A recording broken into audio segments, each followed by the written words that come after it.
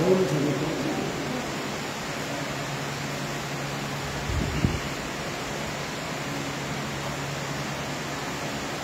भगवान ने हमें सुंदर शरीर दिया है और इसमें प्रचंड मात्रा में शक्ति है, प्रचंड गुणवत्ता है, अनंत कोटि दिव्य गुण कौशल्य, प्रचंड प्रीति भाव है, प्रचंड सहनशील भाव है और अपना शरीर इतना बुद्धिमान है, अगर उस बुद्धि का सही उपयोग हो तो हम अपना जीवन सफल और संपन्न बना सकते हैं।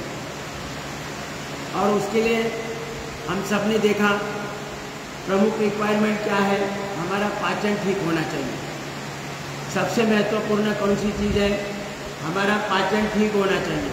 और दूसरा, अपना ब्लड सर्कुलेशन सही होना चाहिए। पाचन और ब्लड सर्कुलेशन अगर सही होता है तो हमारे शरीर की 37 ट्रिलियन सेल्स को पर्याप्त ऑक्सीजन, पर्याप्त ग्लूकोज, पर्याप्त इंसुलिन, ये 3 रिक्वायरमेंट है कि नहीं? ये 3 रिक्वायरमेंट जो है वो तब पूरी होगी जब हमारा पाचन ठीक होगा और हमारा ब्लड सर्कुलेशन सही होगा। तब जो ये प्रमुख रिक्वायरमेंट है, अपना संपूर्ण आरोग्य, शरीर का आरोग्य और जीवन का भी आरोग्य, इसके लिए प्रमुख रिक्वायरमेंट है हमारा पाचन तंत्र स्वस्थ होना और ब्लड सर्कुलेशन सही होना। तो हमारे 37 ट्रिलियन सेल्स को पर्याप्त ऑक्सीजन, पर्याप्त ग्लूकोज और पर्याप्त इंसुलिन मिलेगा।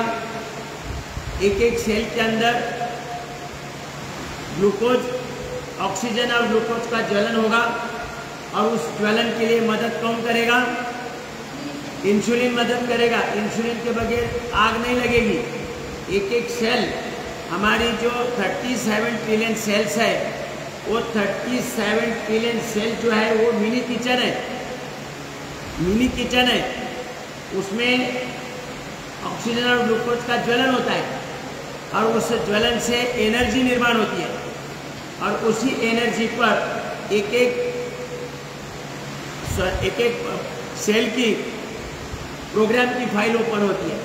एक एक सेल के अंदर जो प्रोग्राम भगवान ने बनाया है वो प्रोग्राम की फाइल ओपन होती है और फाइल ओपन होने के बाद भगवान ने जो भी प्रोग्राम किया है, जिस प्रकार के हार्मोन्स की निर्मित करने का प्रोग्राम बनाया है वही हार्मोन्स बनेंगे और एक एक अंग का कार्य सुचारू रूप से चलेगा तो हमारे शरीर में कभी कोई बीमारी नहीं आएगी।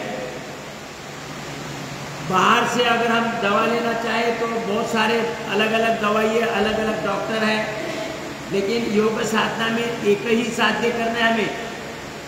पाचन और ब्लड सर्कुलेशन सही हो तो हमारे शरीर के लिए बाहर से दवा लेने की, औषधि लेने की, डॉक्टर का सलाह लेने की कोई आवश्यकता नहीं। हमारे शरीर में पूरी व्यवस्था है। दुनिया का सबसे बड़ा डॉक्टर भी हमारे शरीर में अपॉइंट किया है भगवान ने। ये जो स्वादिष्ठान चक्र है ना, हमारे शरीर में एनर्जी सेंटर्स है। एनर्जी सेंटर्स कौन कौन से हैं? मूलाधार, स्वादिष्ठान, मणिपुर, अनाहत, विशुद्धि, आज्ञा चक्र, बिंदु चक्र और सहस्त्राधार चक्र। तो उसमें जो 2 नंबर का है स्वादिष्ठान, ये दुनिया का सबसे बड़ा डॉक्टर है। ये हमारे पूरे शरीर में 24 आवर्स तपास करता रहता है कि कहाँ क्या चल रहा है। अगर कोई गड़बड़ी है तो क्यों गड़बड़ी हो, किस चीज़ की वहाँ कमी है, किस प्रकार की चीज़ से ये जो कमी है वो दूर होगी। तो उसी प्रकार का डायरेक्शन वो अपनी जीवा को देता है। कौन देता है डायरेक्शन? स्वादिष्ठान चक्र। बरोबर, ध्यान पूरा रखो। ये स्वादिष्ठान चक्र जो है ये दुनिया का सबसे बड़ा डॉक्टर है। इसे कोई बड़ा डॉक्टर हो ही नहीं सकता। ये पूरे शरीर का 24 आवर्स निरंतरता से चेकिंग करता रहता है वहाँ क्या चल रहा है, अगर कोई कमी है तो किस चीज़ की कमी है, किस चीज़ के द्वारा ये कमी दूर होगी। तो उस प्रकार की चीज़ खाने के लिए जीवा को ललचाता है, और फिर हम उस प्रकार से खाना बोलते ना, आज तो मेरा मन बहुत मीठा खाने के लिए जीभ ललचाती है ना। कभी कभी खट्टा, कभी कभी तीखा, ऐसे खाने की जो इच्छा होती है, वो इच्छा कब होती है, जब हमारा स्वादिष्टान चक्र अपनी जीवा को डायरेक्शन देता है। तो बीच में कोई बोला कि अबे हमारे जीवा तो पिज़्ज़ा बनकर खाने को जीभ ललचाती है।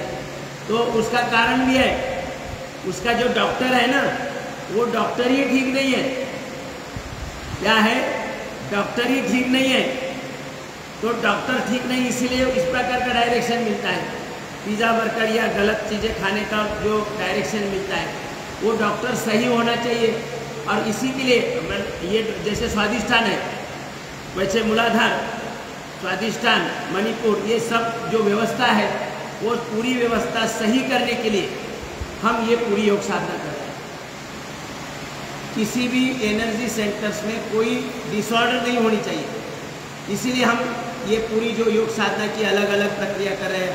हाथ पाँव के सूक्ष्म व्यायाम, योगिक जॉगिंग, सूर्य नमस्कार, दंड बैठक, अनेक प्रकार के आसन, अनेक प्रकार के प्राणायाम, ये सब जो क्रिया, ध्यान, सभी जो क्रिया कर रहे हैं, उसका साध्य क्या है कि हमारे सभी एनर्जी सेंटर्स एक्टिवेट होने चाहिए। ये जो मैंने 7-8 बताए, यही एनर्जी सेंटर्स हमारे पूरा शरीर और संपूर्ण जीवन का संचालन करते हैं, और उसके लिए आवश्यक एनर्जी बाहर से, ब्रह्मांड से अवशोषित करते हैं। तो इसलिए वो एक्टिवेट होनी चाहिए और बैलेंस भी होनी चाहिए। तो इसलिए हमारा ये पाचन और ब्लड सर्कुलेशन सही रखने से हम सहजता से अपना आरोग्य सही रख सकते हैं। आप सब तब तक कपालभाति करते रहो। कपालभाति हर किसी ने कपालभाति करते रहना है।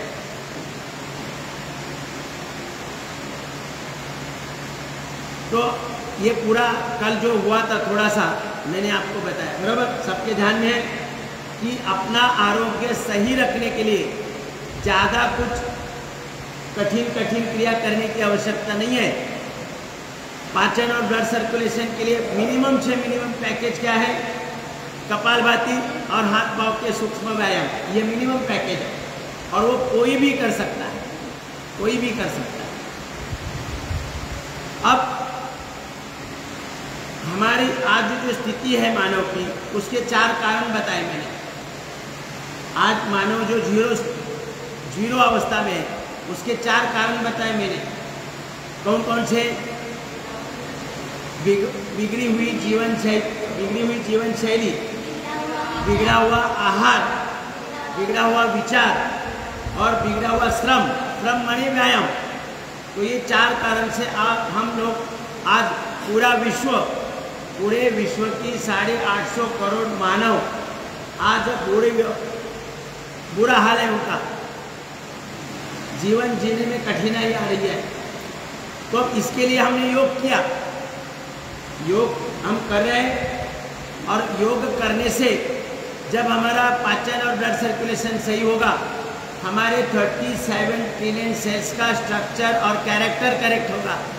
वो अपने कैरेक्टर, मूल कैरेक्टर में, भगवत स्वभाव में आ जाएंगे।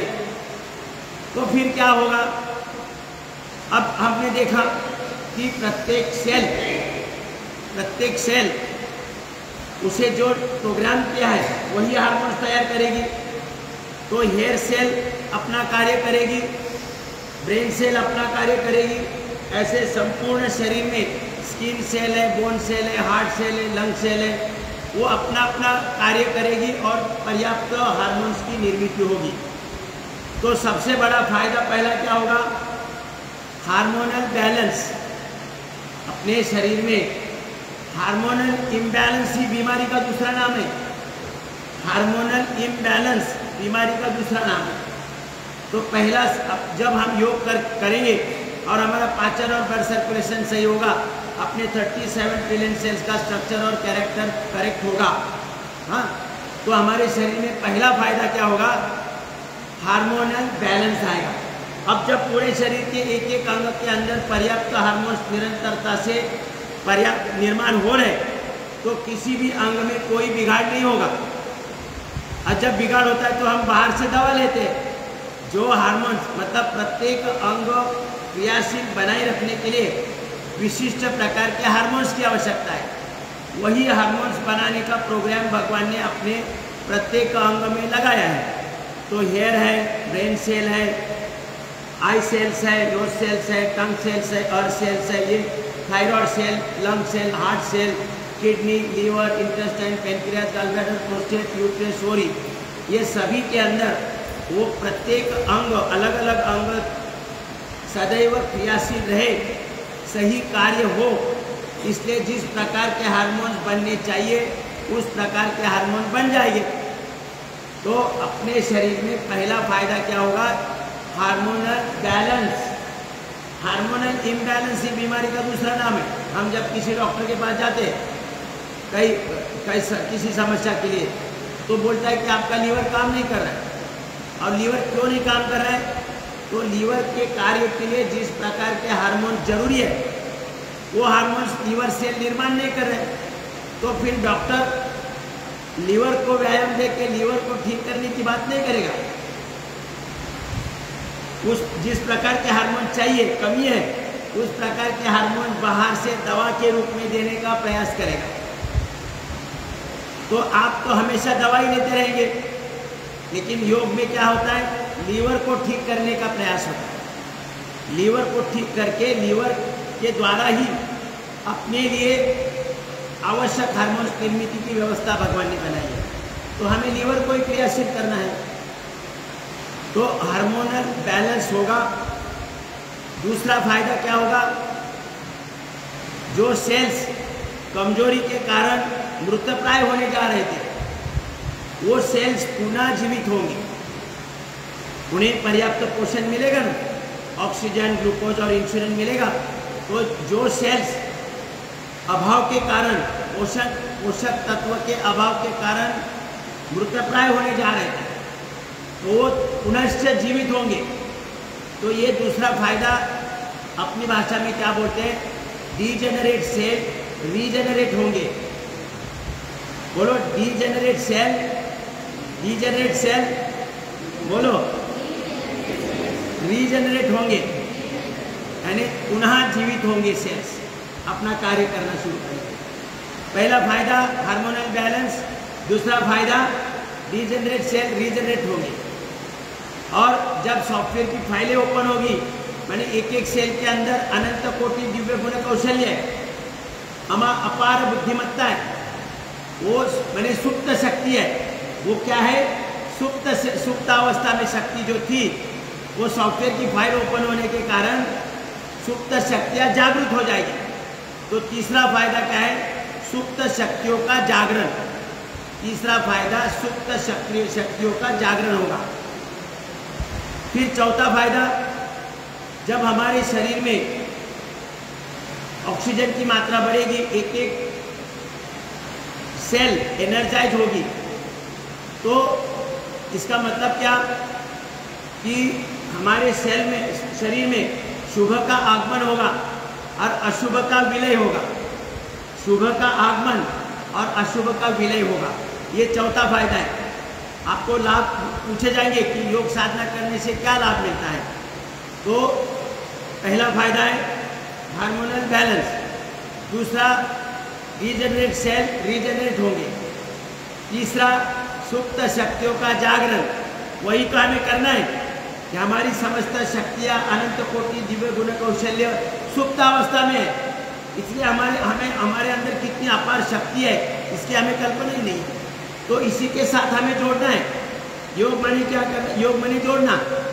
तो हमें अपनी शक्ति के साथ जोड़ना है, शक्ति का परिचय करा के शक्ति के साथ जोड़ना है, यही है योग। तो ये सुप्त शक्तियों का जागरण। फिर चौथा फायदा है शुभ का आगमन अशुभ का विलय। और सबसे बड़ा फायदा,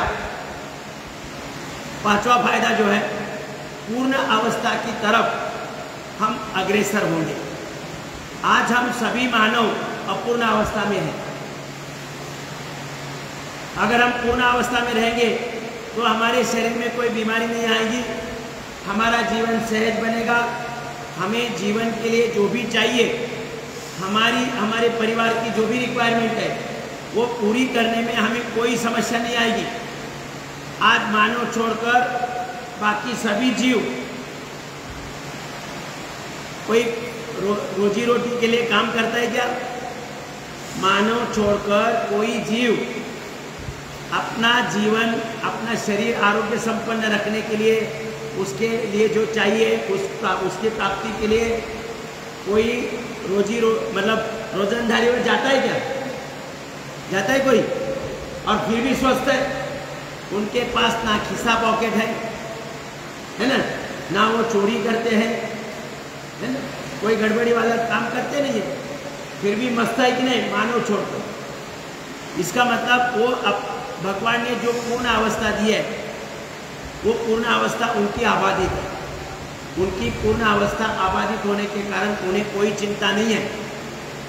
ऐसा कभी देखा आपने 2-4 कुत्ते बिल्ली अपने घर के सामने बैठे ऐसे सर को हाथ लगा के कि भाई शाम का खाने का क्या बंदोबस्त है? कोई चिंता ऐसी?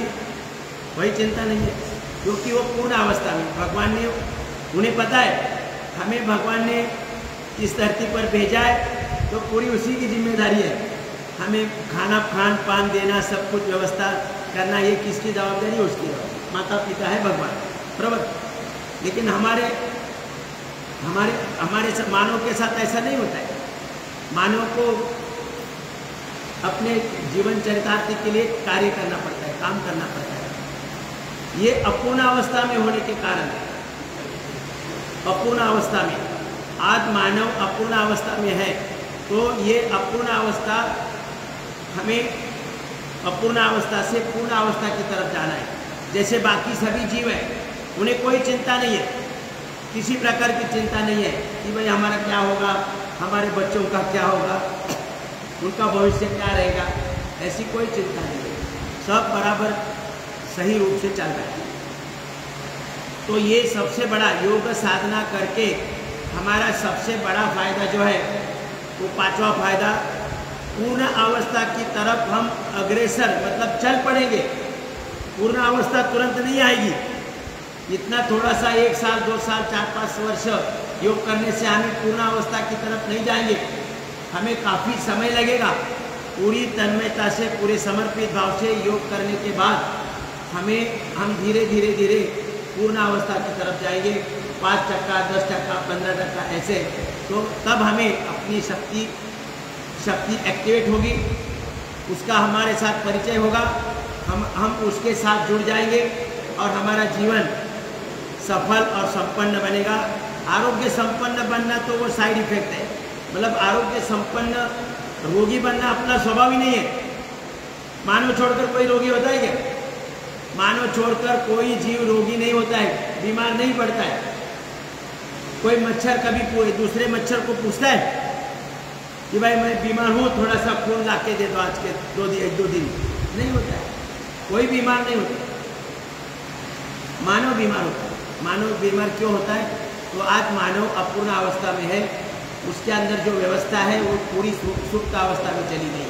और इसीलिए हम योग साधना के द्वारा हम अपना पाचन और ब्लड सर्कुलेशन सही करने से हमारे शरीर की 37 ट्रिलियन सेल्स शांति से कब सब करना है, हमें बाद में सब करना है। आप ये करते रहेंगे ना तो डिस्टर्बेंस आता है। आप शांति से कपालभाति करो, जैसा डायरेक्शन दिया है वैसा करते रहो, कपालभाति करते रहो। ये ऐसे करते रहेंगे तो सही नहीं है। देखो सही सब कपालभाति कर रहे हैं, आप अकेले अलग ये कर रहे हैं तो मत करो, वो भी करना है हमें। हम बाद में करेंगे ना, थोड़ा सा भी व्यायाम हो गया, योगिक जॉगिंग हुआ, सूर्य नमस्कार हुआ, बराबर, और भी व्यायाम करना है हमें।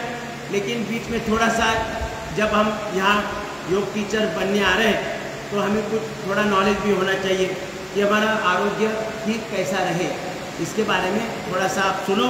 फिर बाद में और भी हम भी व्यायाम लेंगे, व्यायाम लेना ही है, चिंता मत करो। तो धीरे धीरे हमारे 37 ट्रिलियन सेल्स का स्ट्रक्चर और कैरेक्टर करेक्ट होगा।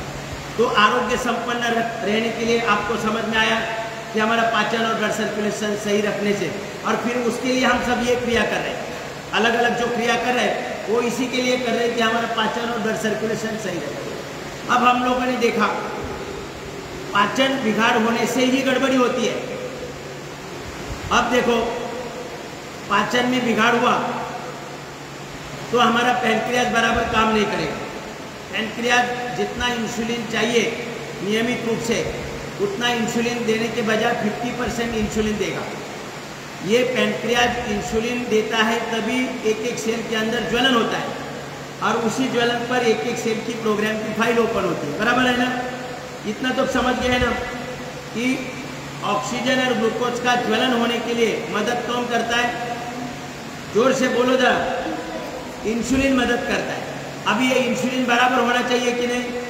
इंसुलिन अगर पर्याप्त मात्रा में सप्लाई होता रहेगा तो ऑक्सीजन और ग्लूकोज का ज्वलन निरंतरता से होता रहेगा। अब ये पैनक्रियाज अगर कमज़ोर बन गया, पैनक्रियाज कमज़ोर बन गया और 50% इंसुलिन देने लगा, 50% इंसुलिन देने लगा, तो शुगर का ज्वलन कितना होगा? 50% ही होगा। 50% शुगर बैलेंस रहेगी। 50% शुगर क्या होगी? बैलेंस रहेगी। अब आप सोचो 37 ट्रिलियन सेल्स में 50% शुगर बैलेंस रहेगी तो हम कौन सी बीमारी होगी? हाई शुगर की समस्या होगी कि नहीं? शुगर सब पूरे 37 ट्रिलियन सेल्स में शुगर ही शुगर बनती रहेगी, स्टोर होती जाएगी, और फिर हमें कौन सी बीमारी होगी? हाई शुगर की बीमारी होगी। तो हाई शुगर की बीमारी ज़्यादा मीठा खाने से नहीं होती है। ज़्यादा मीठा खाने से या कम मीठा खाने से शुगर की हाई शुगर या लो शुगर की बीमारी नहीं होती है। तो किसके कारण होती है? हमारे पैनक्रियाज ने शुगर का यूटिलाइजेशन करने के लिए जो इंसुलिन देना है वो इंसुलिन पर्याप्त नहीं किया, इस कारण शुगर डिपॉजिट हो गई और हाई शुगर की समस्या निर्माण हुई। अब कभी कभी क्या होता है, हमारे एलोपैथी की दवा खाने से ये पैनक्रियाज पागल हो जाता है और डबल इंसुलिन देना शुरू करता है। मतलब जैसे 50% बोला हम, अभी उसका डबल मतलब 200% इंसुलिन देना शुरू करता है। तो क्या होगा? शुगर ज़्यादा यूटिलाइज होगी, और जो मिनिमम शुगर हमारे शरीर में, हमारा शरीर सुस्थिति में रहने के लिए जो मिनिमम शुगर की मात्रा है उससे नीचे में जाएगी। शुगर की मात्रा उसके नीचे जाएगी क्योंकि ज़्यादा शुगर जल रही है। ये पैनक्रियाज ज़्यादा इंसुलिन निर्माण कर रहा है तो ज़्यादा शुगर जलेगी, मतलब प्रमाण से ज़्यादा शुगर जलेगी। तो शुगर की जो मिनिमम मात्रा, हमारा शरीर ठीक ठाक सुचारू रूप से चलता रहे, इसलिए मिनिमम शुगर जो है उसके नीचे शुगर जाएगी तो हमें चक्कर आने लगेगा। ऐसे लोग हैं कि नहीं लो शुगर वाले, तो लो शुगर होते ही उनको चक्कर आने लगता है, वो खड़े नहीं हो पाते, खड़े तक नहीं हो पाते लो शुगर वाले। तो वो क्या करते हैं, फिर थोड़ा सा चॉकलेट रखते साथ में, मीठा कुछ ना कुछ मीठी चीज़ साथ में रखते हैं। जैसे उनको महसूस हुआ कि मुझे चक्कर आने लगी है तो वो थोड़ा सा मीठा खाते हैं और फिर हम दोबारा ठीक ठाक खड़े हो पाते, अपना काम कर सकते हैं। तो ये लो शुगर या हाई शुगर मीठा खाने से, ज़्यादा खाने से या मीठा कम खाने से हुई क्या? बोलो। पैनक्रियाज ने बराबर इंसुलिन नहीं दिया, पैनक्रियाज ने बराबर इंसुलिन नहीं दिया, इस कारण हमारे हाई शुगर या लो शुगर हुई। अगर हम कपालभाति करके हमारा पाचन ठीक होता है, मतलब kidney, liver, intestine, pancreas, gallbladder, prostate, uterus, ovary, ये सभी अंगों के अंदर कोई डिसऑर्डर नहीं रहेगी तो पैनक्रियाज भी बराबर काम करेगा, बराबर करेगा ना ज़्यादा इंसुलिन देगा ना कम इंसुलिन देगा, तो शुगर की मात्रा बराबर रहेगी और हमारे शरीर में ना हाई शुगर की समस्या होगी ना लो शुगर की समस्या होगी। तो ये सब क्या किस कारण हुआ? हमारा पाचन बिगड़ने के कारण। हमारा पाचन में बिगाड़ होने के कारण हमारा एक अंग जो है पैनक्रियाज वो बराबर कार्य नहीं किया तो हमें शरीर में हाई शुगर या लो शुगर की समस्या हो गई। जितनी भी हमारे शरीर में समस्या निर्माण हो रही है उनका प्रमुख कारण है पाचन तंत्र में बिगाड़ होना। क्या कारण है? अभी हम लोगों ने देखा है पाचन बिगाड़ होने से, अपचन होने से, कॉन्स्टिपेशन होने से बैड कोलेस्ट्रॉल निर्माण होता है। क्या निर्माण होता है? बैड कोलेस्ट्रॉल निर्माण होता है। और ये बैड कोलेस्ट्रॉल हमारे शरीर की नसनाड़ियों में घूमता रहता है ब्लड के माध्यम से। ये जो बैड कोलेस्ट्रॉल है ब्लड के माध्यम से शरीर की नसनाड़ियों में घूमता रहता है। अभी घूमते घूमते वो अपनी परत जमा लेता है अंदर से। हम कहीं गार्डन में पानी वगैरह डालते हैं ना, रबड़ी पाइप से पानी डालते हैं पेड़ पौधे को, तो क्या होता है उसके अंदर से कुछ समय के बाद क्या होता है,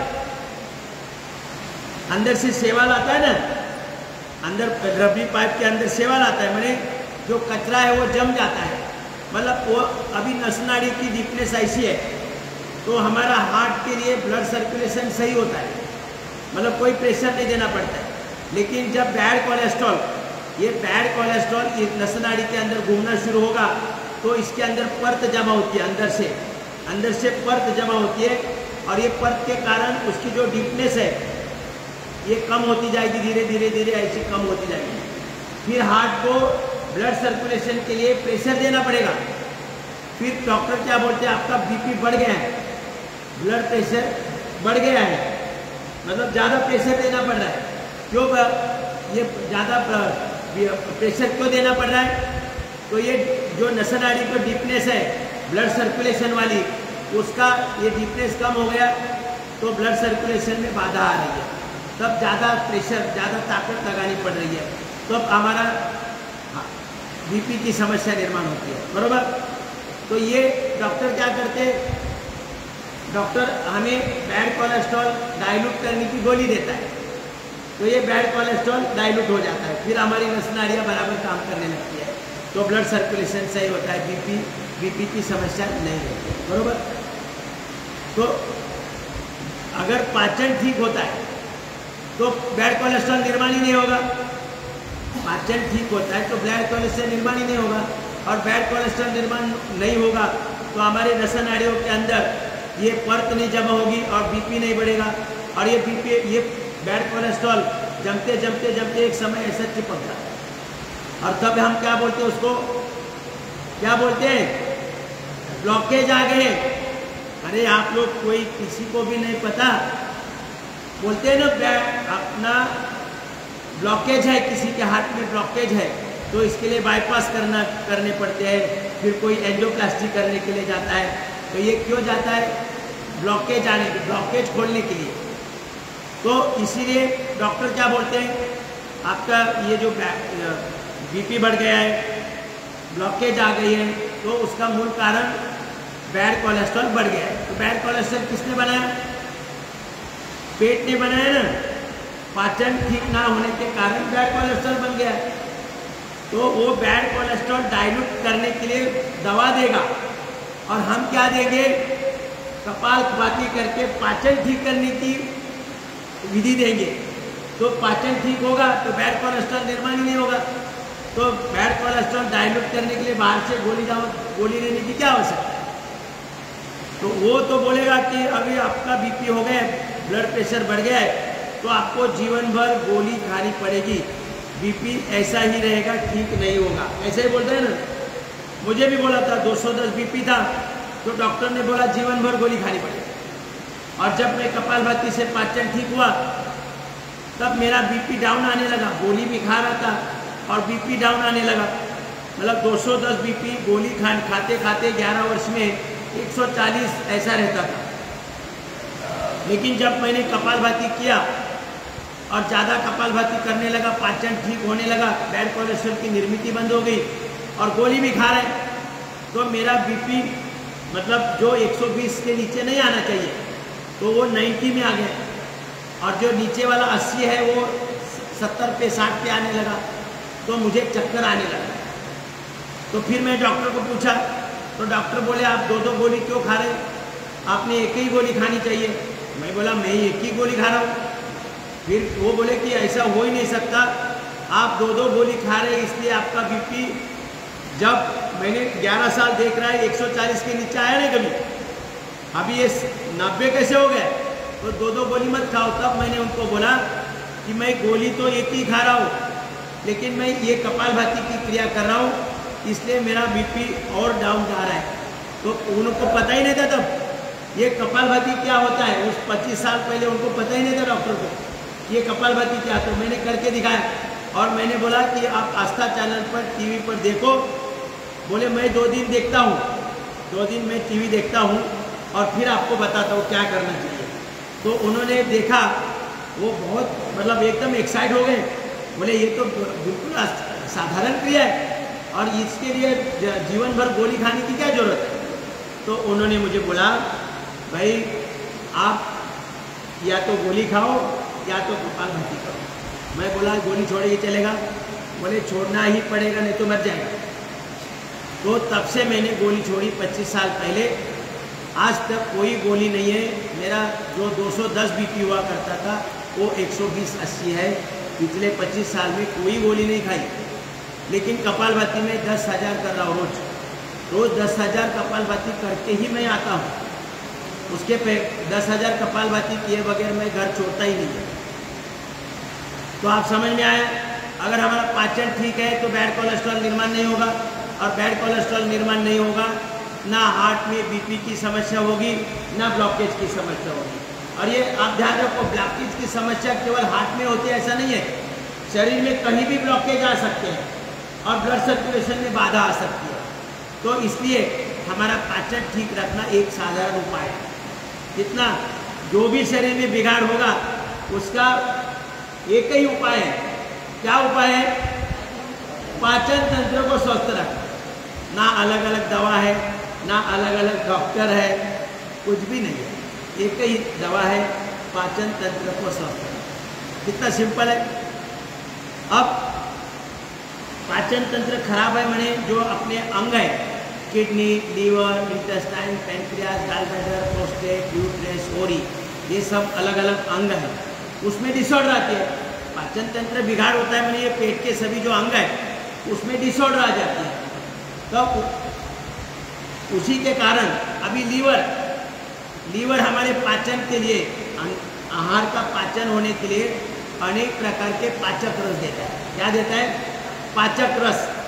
अनेक प्रकार के पाचक रस देता है और फिर हमारे अन्न का पाचन बराबर होता है। अगर ये लीवर बराबर काम नहीं कर रहा है, लीवर बराबर काम नहीं कर रहा है, तो क्या होगा? इसमें एक पाचक रस है पित्त। कौन सा पाचक रस है? पित्त। ये पित्त हमारे शरीर में क्या करता है? जो हमारे फैटी पदार्थ हम खाते हैं ना, फैटी पदार्थ खा के हमारे शरीर में जो फैट्स बनते हैं, वो फैट्स को शरीर के कार्य के लिए यूटिलाइज करने का काम कौन करता है? पित्त। पित्त का काम क्या है? शरीर में जितने भी फैटी पदार्थ खाने से फैट्स जमा हुए हैं, उसी फैट्स को शरीर के कार्य के लिए उपयोगी लाना है। शरीर के काम के लिए उपयोगी फैट्स को उपयोगी लाने का काम कौन करता है? पित्त। ध्यान में रखो, जो हम फैटी पदार्थ बादाम, पिस्ता, काजू, घी वगैरह जो खाते हैं, वो खाने से जो फैट्स जमा हो जाते हैं हमारे शरीर में, उस फैट्स को उपयोग में लाने का कार्य पित्त करता है। तो पित्त कौन निर्माण करता है? लीवर। आप सब भूल जाते हैं, ध्यान नहीं है। लीवर का अपना अभी बात कैसी चली है? लीवर की बात चल रही है। लीवर पाचक रस देता है, उसमें से एक पाचक रस है पित्त। और पित्त क्या करता है? फैटी पदार्थ फैट्स को यूटिलाइज करता है शरीर के कार्य के लिए, फैट। अभी अगर इसमें लीवर में डिसऑर्डर आ गई और लीवर आलसी बन गया और ये पित्त बराबर निर्माण नहीं कर रहा है, पित्त बराबर जितना करना चाहिए उतना नहीं कर रहा है, 50% पित्त जनरेट कर रहा है, तो 50% फैट डिपॉजिट रहेंगे, तो धीरे धीरे वो व्यक्ति का ऐसा डोलारा बढ़ जाता है ना। पित्त ज़्यादा पर्याप्त निर्माण ना होने के कारण फैट्स पूरे के पूरे यूटिलाइज नहीं हो रहे, इस कारण उसके शरीर में फैट्स डिपॉजिट, जैसे शुगर जमा हो रही, शुगर जैसे जमा होती है ना, पैंक्रियाज ने इंसुलिन बराबर नहीं दिया तो शुगर ज़्यादा बढ़ जाती है। वैसे ही लीवर ने पित्त जनरेट बराबर नहीं किया तो फैट शरीर में जमा हो जाते हैं और फिर वजन बढ़ता है। कोई व्यक्ति क्या बोलता है, आप ज़्यादातर लोग देखो बोलते समय दिखते हैं आप कि मैं इतना सा खाने से भी वजन बढ़ जाता है, पानी पीने से भी वजन बढ़ जाता है। ये खान पान के ऊपर हमारा वजन बढ़ना ये खान पान के ऊपर निर्भर नहीं है। ऐसा अगर होता तो जंगल में जो प्राणी पशु पक्षी है उनको तो खाने की कोई बंदिश नहीं है, वो तो उनका बेडोल होना चाहिए था शरीर, लेकिन किसी का आकार बेडोल नहीं हुआ है। अपने अपने भगवान ने दिए हुए सुंदर सुंदर आकार में है कि नहीं, तो उनका पाचन ठीक होने के कारण उसका लीवर बराबर काम कर रहा है, और लीवर बराबर काम कर रहा है तो लीवर पित्त जनरेट करेगा, और जितने फैट्स अतिरिक्त माने मिनिमम और मैक्सिमम लेवल, हर चीज़ की मिनिमम मैक्सिमम लेवल भगवान ने तय किया है। तो मैक्सिमम लेवल के ऊपर जैसे फैट जाएंगे ये लीवर क्या करेगा, ज़्यादा पित्त जनरेट करेगा, ज़्यादा पित्त जनरेट करेगा, और वो ज़्यादा वाले फैट्स है तो यूटिलाइज करेगा, ज़्यादा वाले फैट्स यूटिलाइज करेगा। अभी कभी क्या होता है, ये लीवर महाराज गड़बड़ करते हैं, ज़्यादा पित्त निर्माण करते हैं, ज़्यादा पित्त निर्माण करने से ज़्यादा फैट्स यूटिलाइज होंगे, और जो मिनिमम फैट चाहिए वो नहीं रहने से कारण हमारे देखो ऐसे लोगों के शरीर पर ऊपर नशा दिखने लगते हैं, नशे दिखने लगते, मतलब एकदम एक्सरे मशीन जैसा हो जाता है। तो उसका कारण क्या है, केवल कम खाना या ज़्यादा खाने से नहीं है, लीवर ने ज़्यादा कम पित्त जनरेट करने पर हमारा शरीर का आकार सुंदर या बेडोल बनाना ये किसके कारण होता है, लीवर ने बराबर काम नहीं किया। क्या हुआ, लीवर ने बराबर काम नहीं किया, इस कारण पित्त बराबर जनरेट नहीं हुआ, और हमारे शरीर में फैट्स की मात्रा मिनिमम और मैक्सिमम जो मेंटेन करने का काम है वो लीवर का है। उसके लिए अभी लीवर अगर जागरूक है और कभी किसी और ज़्यादा फैट्स आने लगे, लीवर सोचेगा महाशय को लॉटरी लग गई है, रोज़ घी खा रहे, घी पराठे खा रहे, तो ज़्यादा अभी मुझे काम करना पड़ेगा, मुझे ज़्यादा काम करके ज़्यादा पित्त जनरेट करेगा, तब वो मिनिमम और मैक्सिमम लेवल में मेंटेन होगी।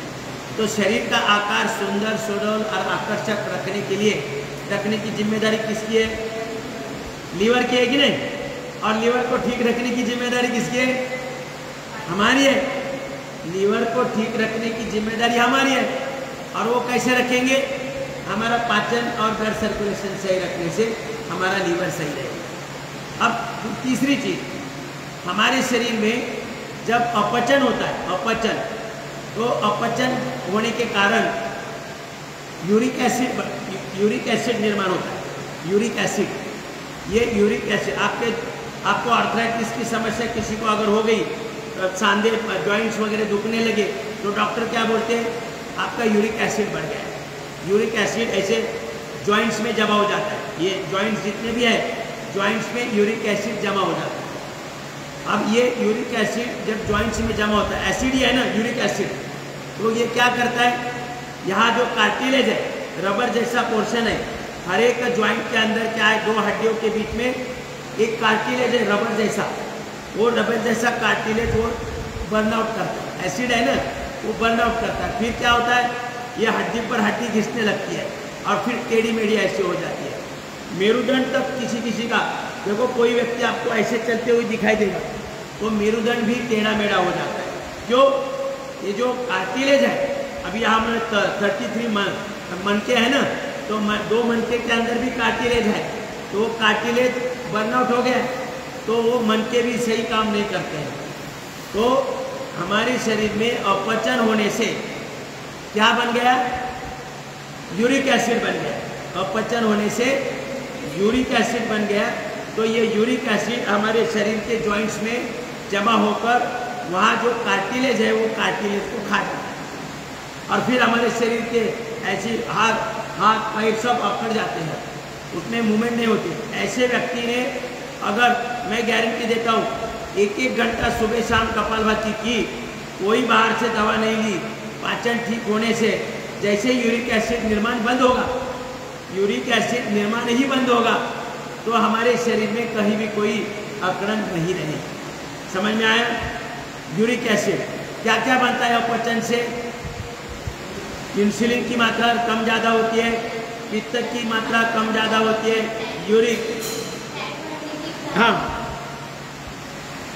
तो ये सब पाचन की गड़बड़ है। पाचन के गड़बड़ से क्या होता है, शरीर में कफ निर्माण होता है। जो हम खा रहे हैं, अन्न खा रहे हैं, उसका पाचन जब सही नहीं होता है तब क्या बनता है, कफ बनता है, कफ। और कफ क्या कहाँ जमा होता है, छाती में जमा होता है, यहाँ जमा होता है। तो फिर एक तो फैट, ये कफ वजन में ज़्यादा कफ, प्रमाण के ज़्यादा कफ निर्माण हो गया तो व्यक्ति का वजन बढ़ने लगता है। कफ ज़्यादा निर्माण होने से, अतिरिक्त कफ जमा होने से व्यक्ति का वजन बढ़ने लगता है। फिर ब्लड सर्कुलेशन में बाधा आती है।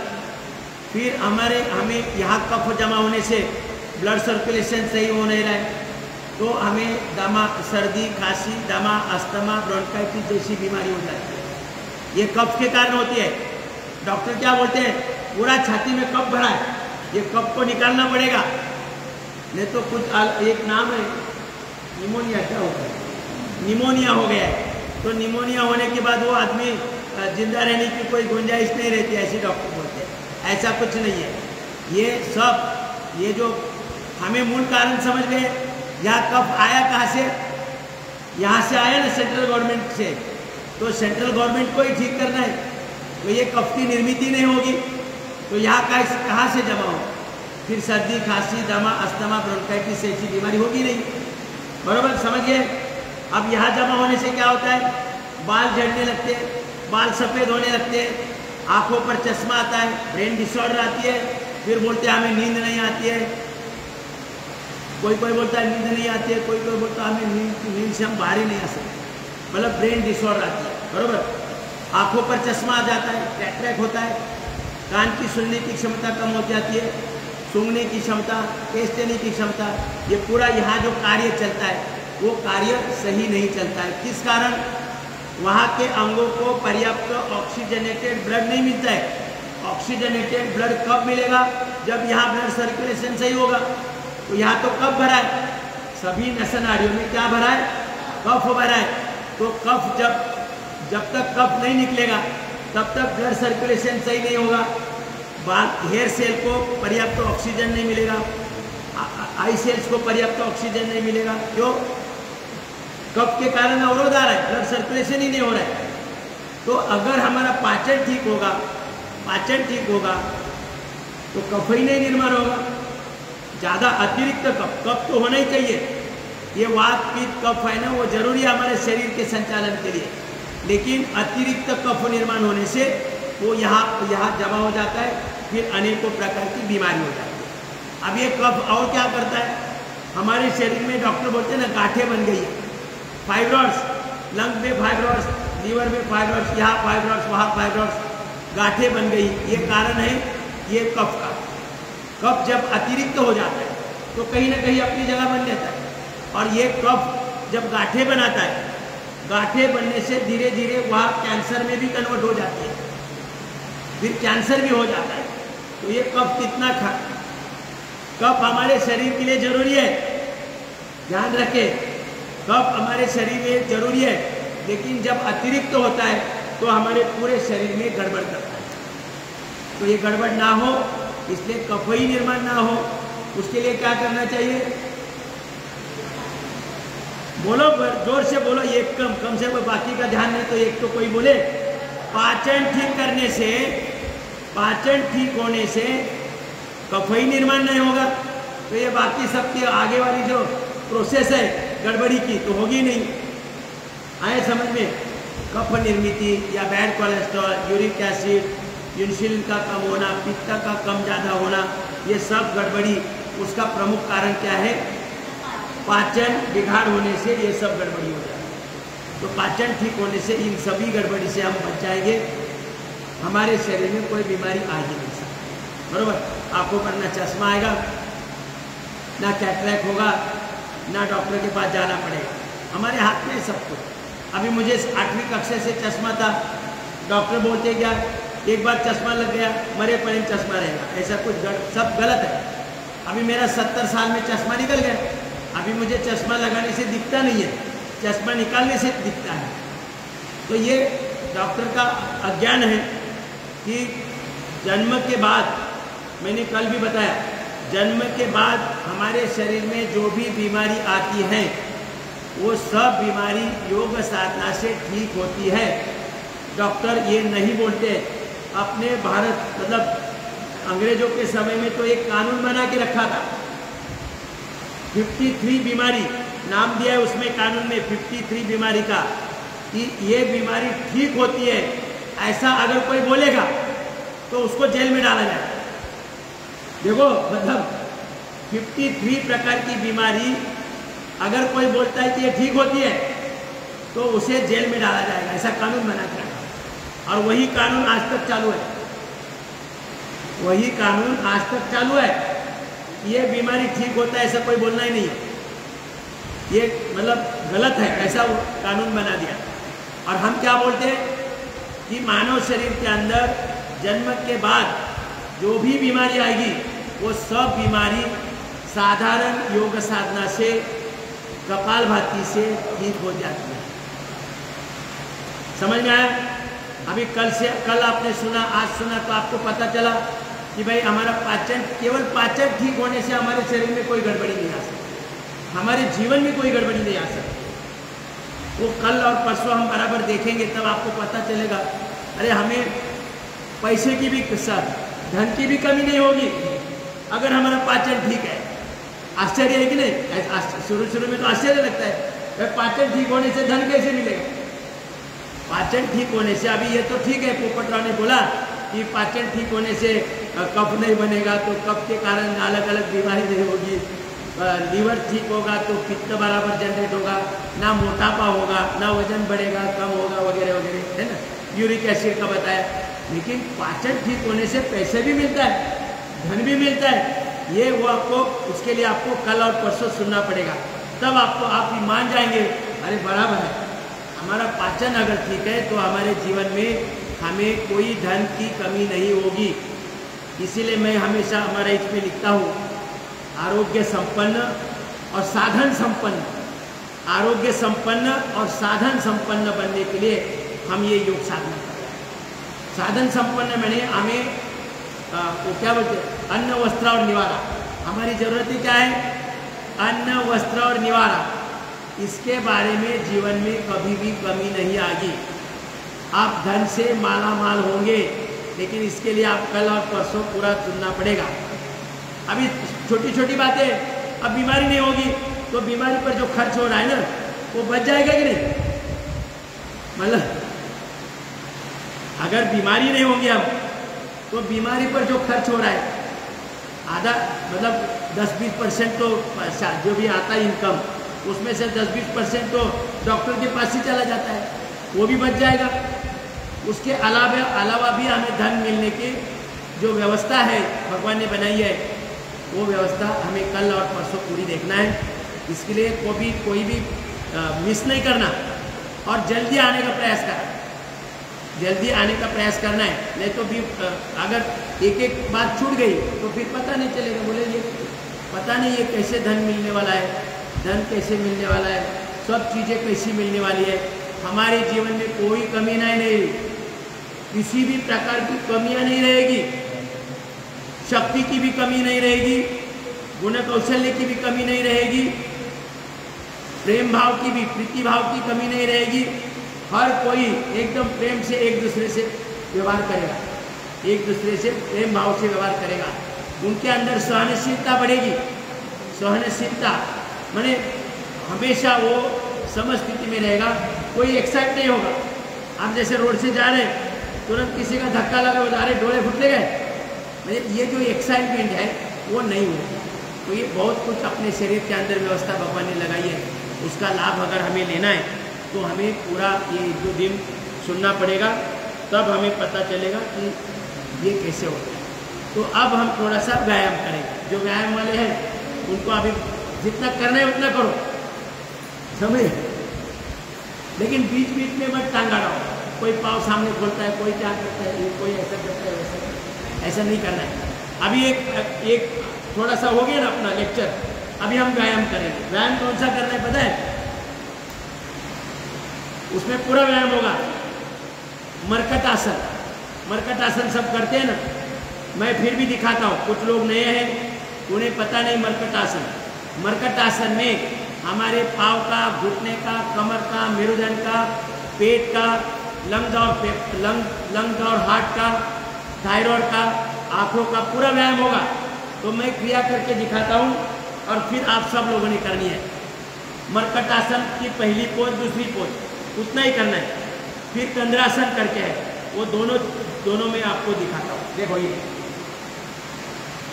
ऐसे लेटना है, दोनों पाँव ऐसे फोल्ड करना है, ऐसे फोल्ड करना है और फिर ये ऐसा करना है और चेहरा उल्टी दिशा में, घुटने पर घुटना रहेगा, पंजे पर पंजा, और फिर वापस आना है दूसरी ओर, चेहरा उल्टी दिशा में।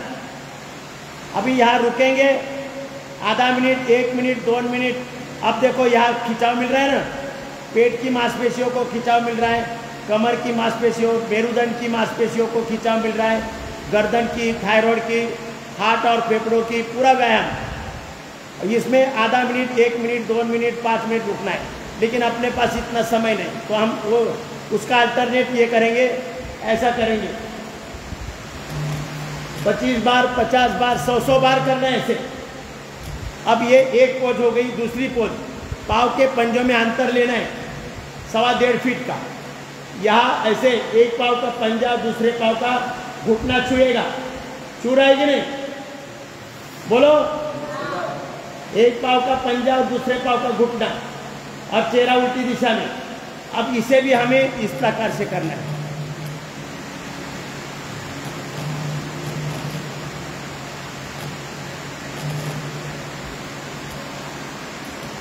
ऐसे 25-50 बार, 100 बार करना है। अब ये 2 पोज हो गई। अब हमें कंद्रासन करना है। इसमें हमारा पाचन भी ठीक होगा। पाचन ठीक होगा। पेट साफ नहीं होने के लिए जो चूरन ढूंढते रहते, सब जगह चूरन ढूंढते रहते, सब चूरन ट्राई किए, लेकिन पेट साफ नहीं हो रहा है। तो ये मरकटासन नाम का फ्री वाला चूरन है। ये चूरन खाने का बाद पूरी गारंटी पेट साफ होगा। अभी वो और दूसरा भी पर्याय है, उसको ऐसे एड़िया पकड़ लेना है और सांस भरते हुए ऊपर उठाना है और यहाँ पर आधा मिनट, 1 मिनट, 2 मिनट, 5 मिनट रुकना है। अपने पास समय नहीं तो हम अल्टरनेट करेंगे। क्या करेंगे? ऊपर नीचे करेंगे। ये 25 बार, 50 बार, 100 बार ऐसे करना है।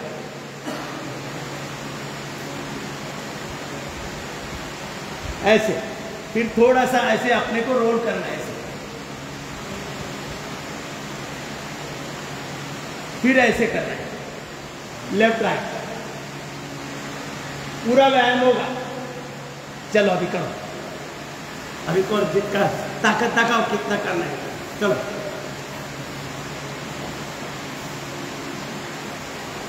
पाँव उधर करो, हाँ, दोनों हाथ साइड में फैलाओ। जो व्यायाम करने वाली तो निकल गई,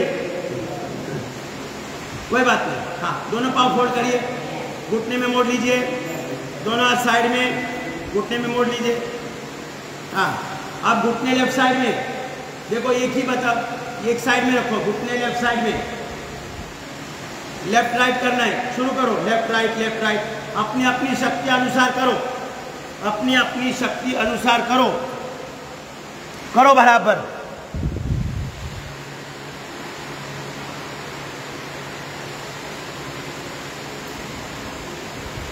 बहुत सुंदर करो, लेफ्ट राइट, चेहरा उल्टी दिशा में करना है। बहुत सुंदर कर रहे हैं सभी लोग, एक आध दूसरा गलती कर रहा है।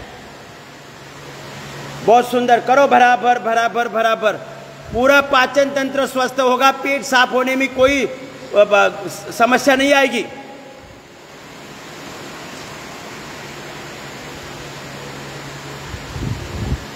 करो,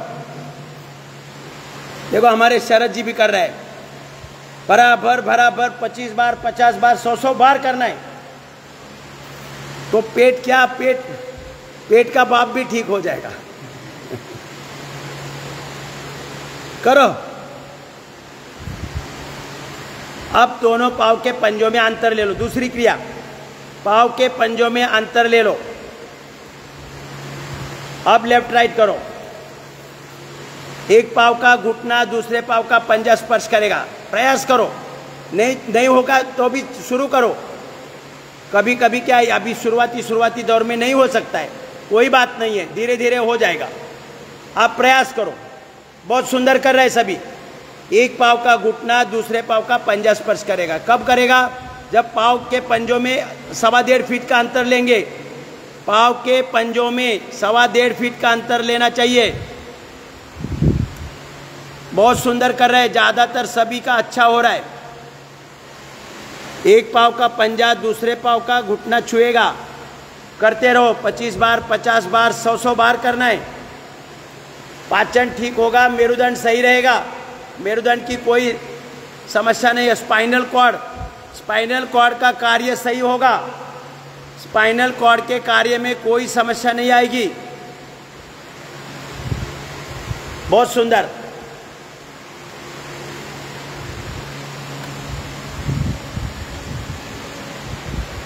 करते रहो। अभी जितनी ताकत दिखानी है वो दिखाओ। यहां पर करो, बराबर बराबर बराबर करो।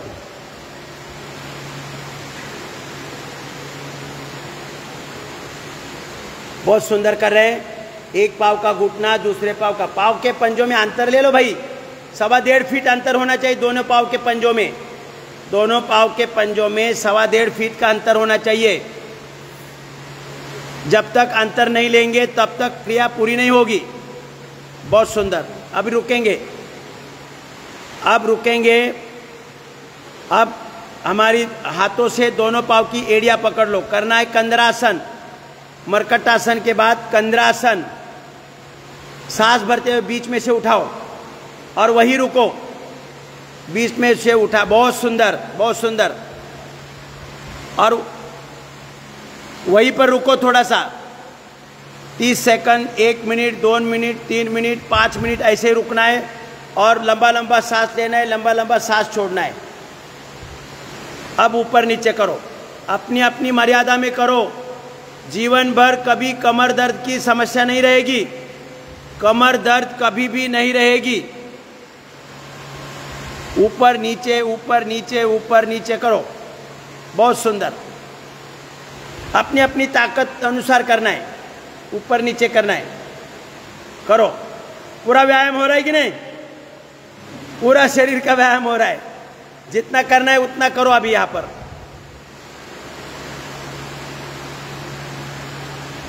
करो, बराबर बराबर बराबर। 25 बार, कम से कम 25 बार तक करो।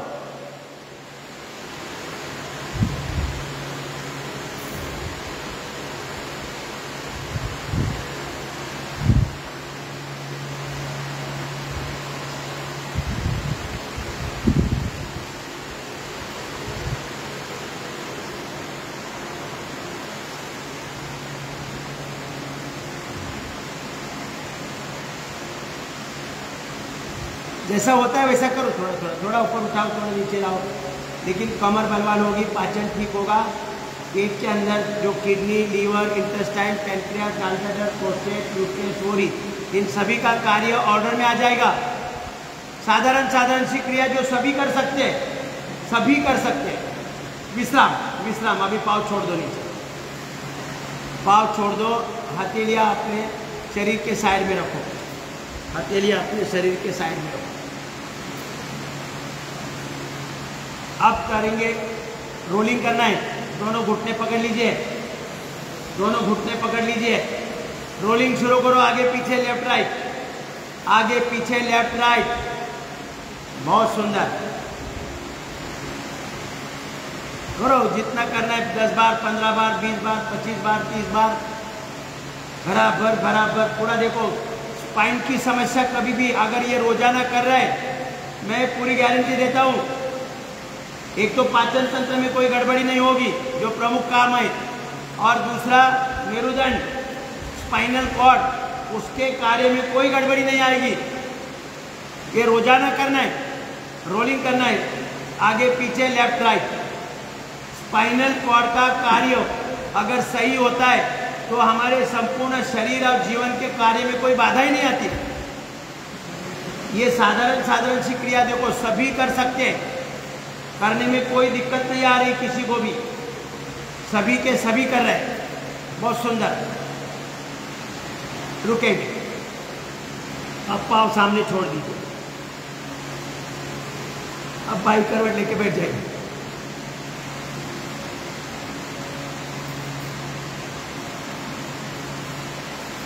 ये क्रिया करने में कोई दिक्कत आती है किसी को? पूरा शरीर का व्यायाम पूरा। अब बाई करवट लेके बैठ जाइए। अभी कोई सो गए? ऐसे ही मजाक कर रहा हूँ, ऐसे कोई प्रॉब्लम नहीं। अभी ऐसे थोड़े सो जाते हैं, है ना? और करना है मैम। देखो कितना 5 मिनट में इतना व्यायाम हो गया, है ना? तू कुठे चालला रे? तू इथं ये, असा इथं ये, इथं मध्ये आहे, इथं ये, इथे लास्ट। चला आता आणखी और थोड़ा सा व्यायाम जो हमारे लिए जरूरी है और करने के लिए आसान है, कोई समस्या नहीं है।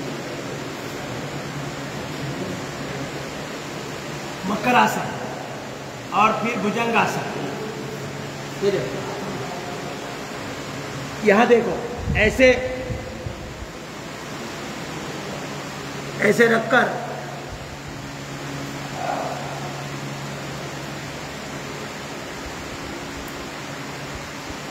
थोड़ा समय के लिए करना है, तो हमारी मेरुदंड का भी व्यायाम होगा, पूरा व्यायाम होगा, पाचन तंत्र भी स्वस्थ होगा, कमर का भी व्यायाम होगा।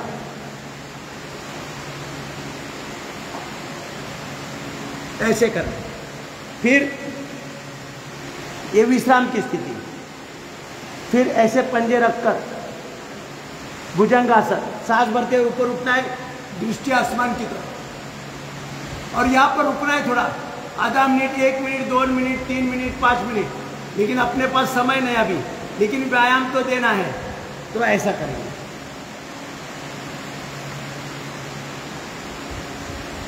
25-50 बार, 100 बार करना है ऐसे। एक हो गया, दूसरा पोज ऐसे, सांस भरते हुए ऊपर ऐसे, कोनियां सीधी होगी,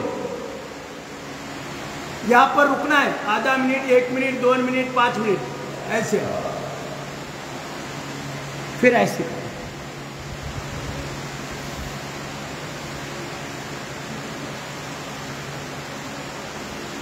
इस प्रकार से करना है। और फिर आखिर में ऐसे धनुरासन,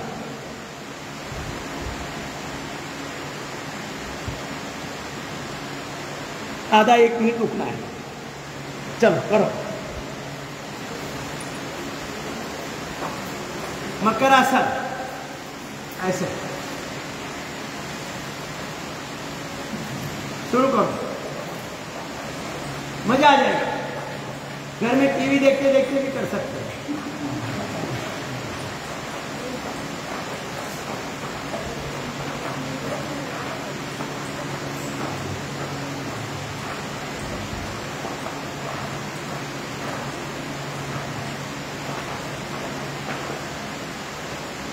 करो बराबर बराबर।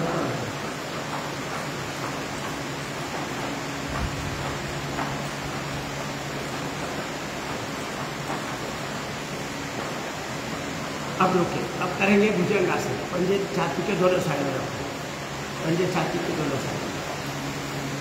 अब सांस भरते हुए ऊपर उठे और दृष्टि आसमान की तरफ, दृष्टि आसमान की तरफ, ऐसे। वहीं पर रुकना है, लेकिन हम रुकेंगे नहीं, ऊपर नीचे करेंगे। 10, 15 बार, 25 बार, 50 बार, अपने अपनी शक्ति अनुसार करना है।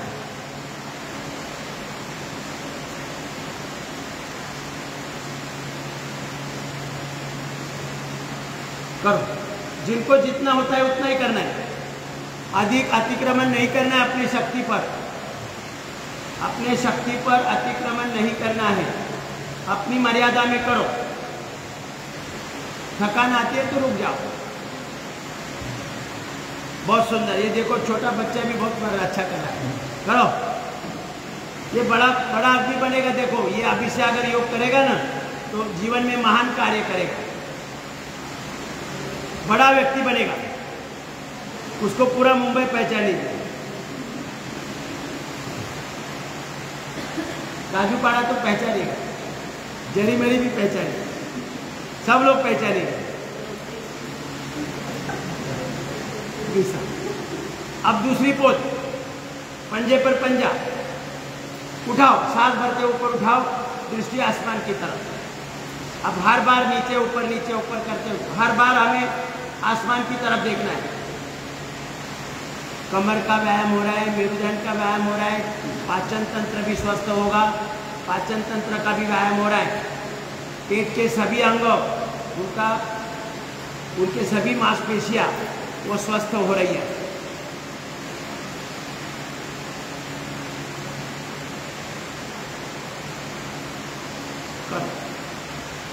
बहुत सुंदर।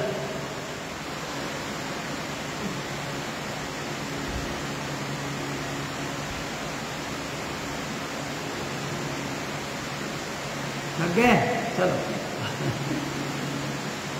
बीच बीच में कुछ हिलाना नहीं, हिलना डुलना नहीं। फिर अभी जितना ताकत दिखानी उतना दिखाओ। अब धनुरासन, पीछे से पकड़ लो अपने पाँव, धनुरासन। जितना अपनी मर्यादा में खींच लो। हाँ, डोलना है वो भी डोल सकते हैं ऐसे। ये बेटी देखो डोल रही है, ये अपने इसमें डोलो, पड़ोस में मत जाओ।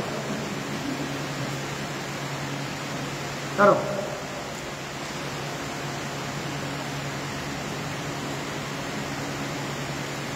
विश्राम। देखो ये क्रिया करने में कितनी आसान है, सभी कर सकते हैं, सभी।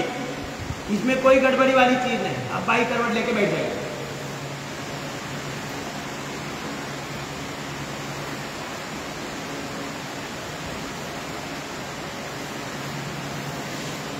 ये क्रिया, ये देखो जब आप योग शिक्षक बनकर क्लास लेंगे ना, यही क्रिया ज्यादा करनी है। मतलब पूरा पाचन ठीक होता है, कमर का सुंदर व्यायाम होता है, मेरुदंड सही रहता है, थायराइड का भी व्यायाम होता है, हार्ट और लंग्स का भी व्यायाम होता है, स्क्वीज होता है ना, पूरा शरीर कपड़ा निचोड़ता है, ऐसा होता है। तो इस कारण हमारा पाचन भी ठीक रहेगा, शरीर में ब्लड सर्कुलेशन की बाधा भी नहीं आएगी। मतलब एक क्रिया में सब कुछ होगा। मतलब पाचन भी ठीक होगा और ब्लड सर्कुलेशन भी ठीक होगा। इसलिए जब आप योग कक्षा बनाए शुरू करेंगे तब उसमें ज़्यादा यही लेना है। और हाथ पाँव के सूक्ष्म व्यायाम ज़्यादा रहेगा, हाथ पाँव के सूक्ष्म, तो लोगों को रिजल्ट मिलेगा। हमारी कक्षा अगर बढ़ानी है तो कठिन आसन के चक्कर में लोगों को लेके नहीं जाना है। कठिन आसन कौन से मैंने उस दिन दिखाया। अभी देखो कठिन आसन से फायदा तो होता है लेकिन बहुत स्लो फायदा होता है और वो क्रिया भी नहीं होती है। अभी ये इसमें फायदा तो होगा लेकिन ये क्रिया ऐसी होनी चाहिए, ऐसा हाथ ही नहीं जाएगा, घुटने तक हाथ ही नहीं पहुंचेगा। और ऐसा ये साइड में ऐसे 1 मिनट से लेकर 5-5, 10-10 मिनट तक उठना है, लंबा लंबा सांस लेकर। लेकिन पहले तो ये क्रिया ही होगी नहीं, तो इसलिए उस चक्कर में लोगों को लेके नहीं जाना। ऐसा करेंगे लोग, ऐसा करेंगे, या तो नीचे जाएगा तो यहाँ करेंगे ऐसा, और फिर ऐसा, उसका कोई फायदा नहीं। समय गवाएगा तो ऐसा समय मत गवाओ, सिखाओ। ये क्रिया आप करके दिखाओ, ये भी करना है ऐसा बोलो। लेकिन कभी कभी ऐसा होता है ना, लोग बोलेंगे ऊपटाव ने तो बोला ये करना ही नहीं है। ऐसा नहीं है। सभी देखो, सभी क्रियाएं योग शिक्षक ने लोगों को सिखानी तो है, लेकिन जब साधक को रिजल्ट प्राप्त करना है, हमारे क्लास कैसे रिजल्ट ओरिएंटेड होने चाहिए, है ना। रिजल्ट मिलना चाहिए, महीना 2 महीने 3 महीने के अंदर शुगर की गोली बंद होनी चाहिए। मैं पूरी गारंटी देता हूँ। अगर इतनी क्रिया करेंगे और 8 प्राणायाम करेंगे, हाथ पाँव के सूक्ष्म व्यायाम करेंगे ज़्यादा, तो साधारण बीमारी की गोली, औषध, डॉक्टर 3 महीने में बंद होना चाहिए। अगर नहीं हो रहा है तो आप कुछ गलत कर रहे हैं या गलत लोगों के करा रहे हैं, ऐसा समझते हैं। तो इतने अभी जो कौन सा मरकट आसन के 2 पोज, कंद्रासन, फिर थोड़ा सा रोल करना है, फिर मकरासन, फिर भुजंगासन, भुजंगासन के 2 पोज, और फिर धनुरासन। इतना सा ज़्यादा कराना है, ज़्यादा कराना है, मतलब थोड़ा ज़्यादा समय कराना है, तो हमारा पूरा व्यायाम होगा, हमारा पाचन ठीक होगा, हमारा ब्लड सर्कुलेशन सही होगा। एक थोड़ी थोड़ी क्रिया में अपना पूरा काम होगा। अपने शरीर में 37 ट्रिलियन सेल्स को पर्याप्त ऑक्सीजन, ग्लूकोज और इंसुलिन, ये हमारी दवा है। समझ में आ रहे हैं ना?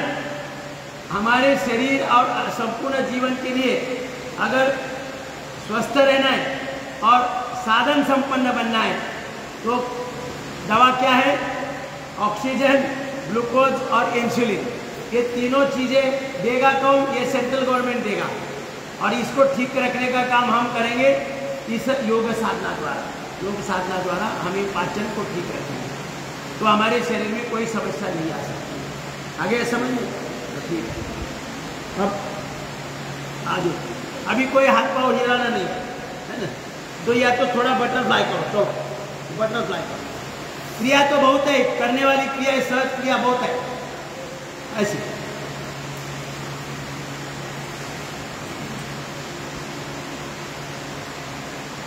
ऐसे फास्ट करना है या ऐसे ऐसे हो रहा है, ऐसा, फिर ऐसे भी करना है।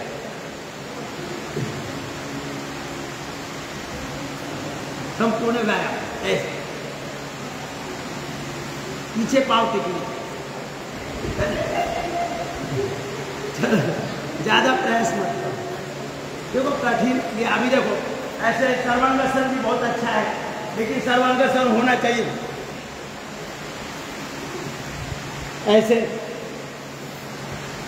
फिर ऐसे हलासन, और इसमें 1-1 मिनट, 2-2 मिनट, 5-5 मिनट उठना है। ये तो बहुत सारे अभी अगर देखा जाए तो ऐसे बॉडी भी ऊपर नहीं उठाएगी। ये ऐसे देखो मेरी कैसी उठती है अपने आप, और पूरा ही आ जाए। और ये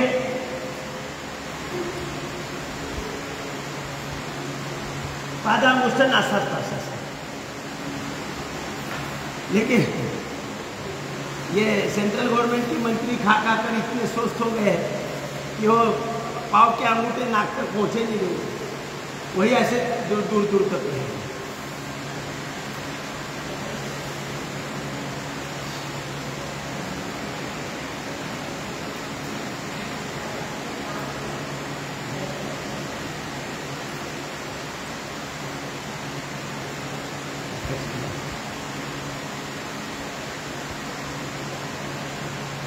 थोड़ा सांस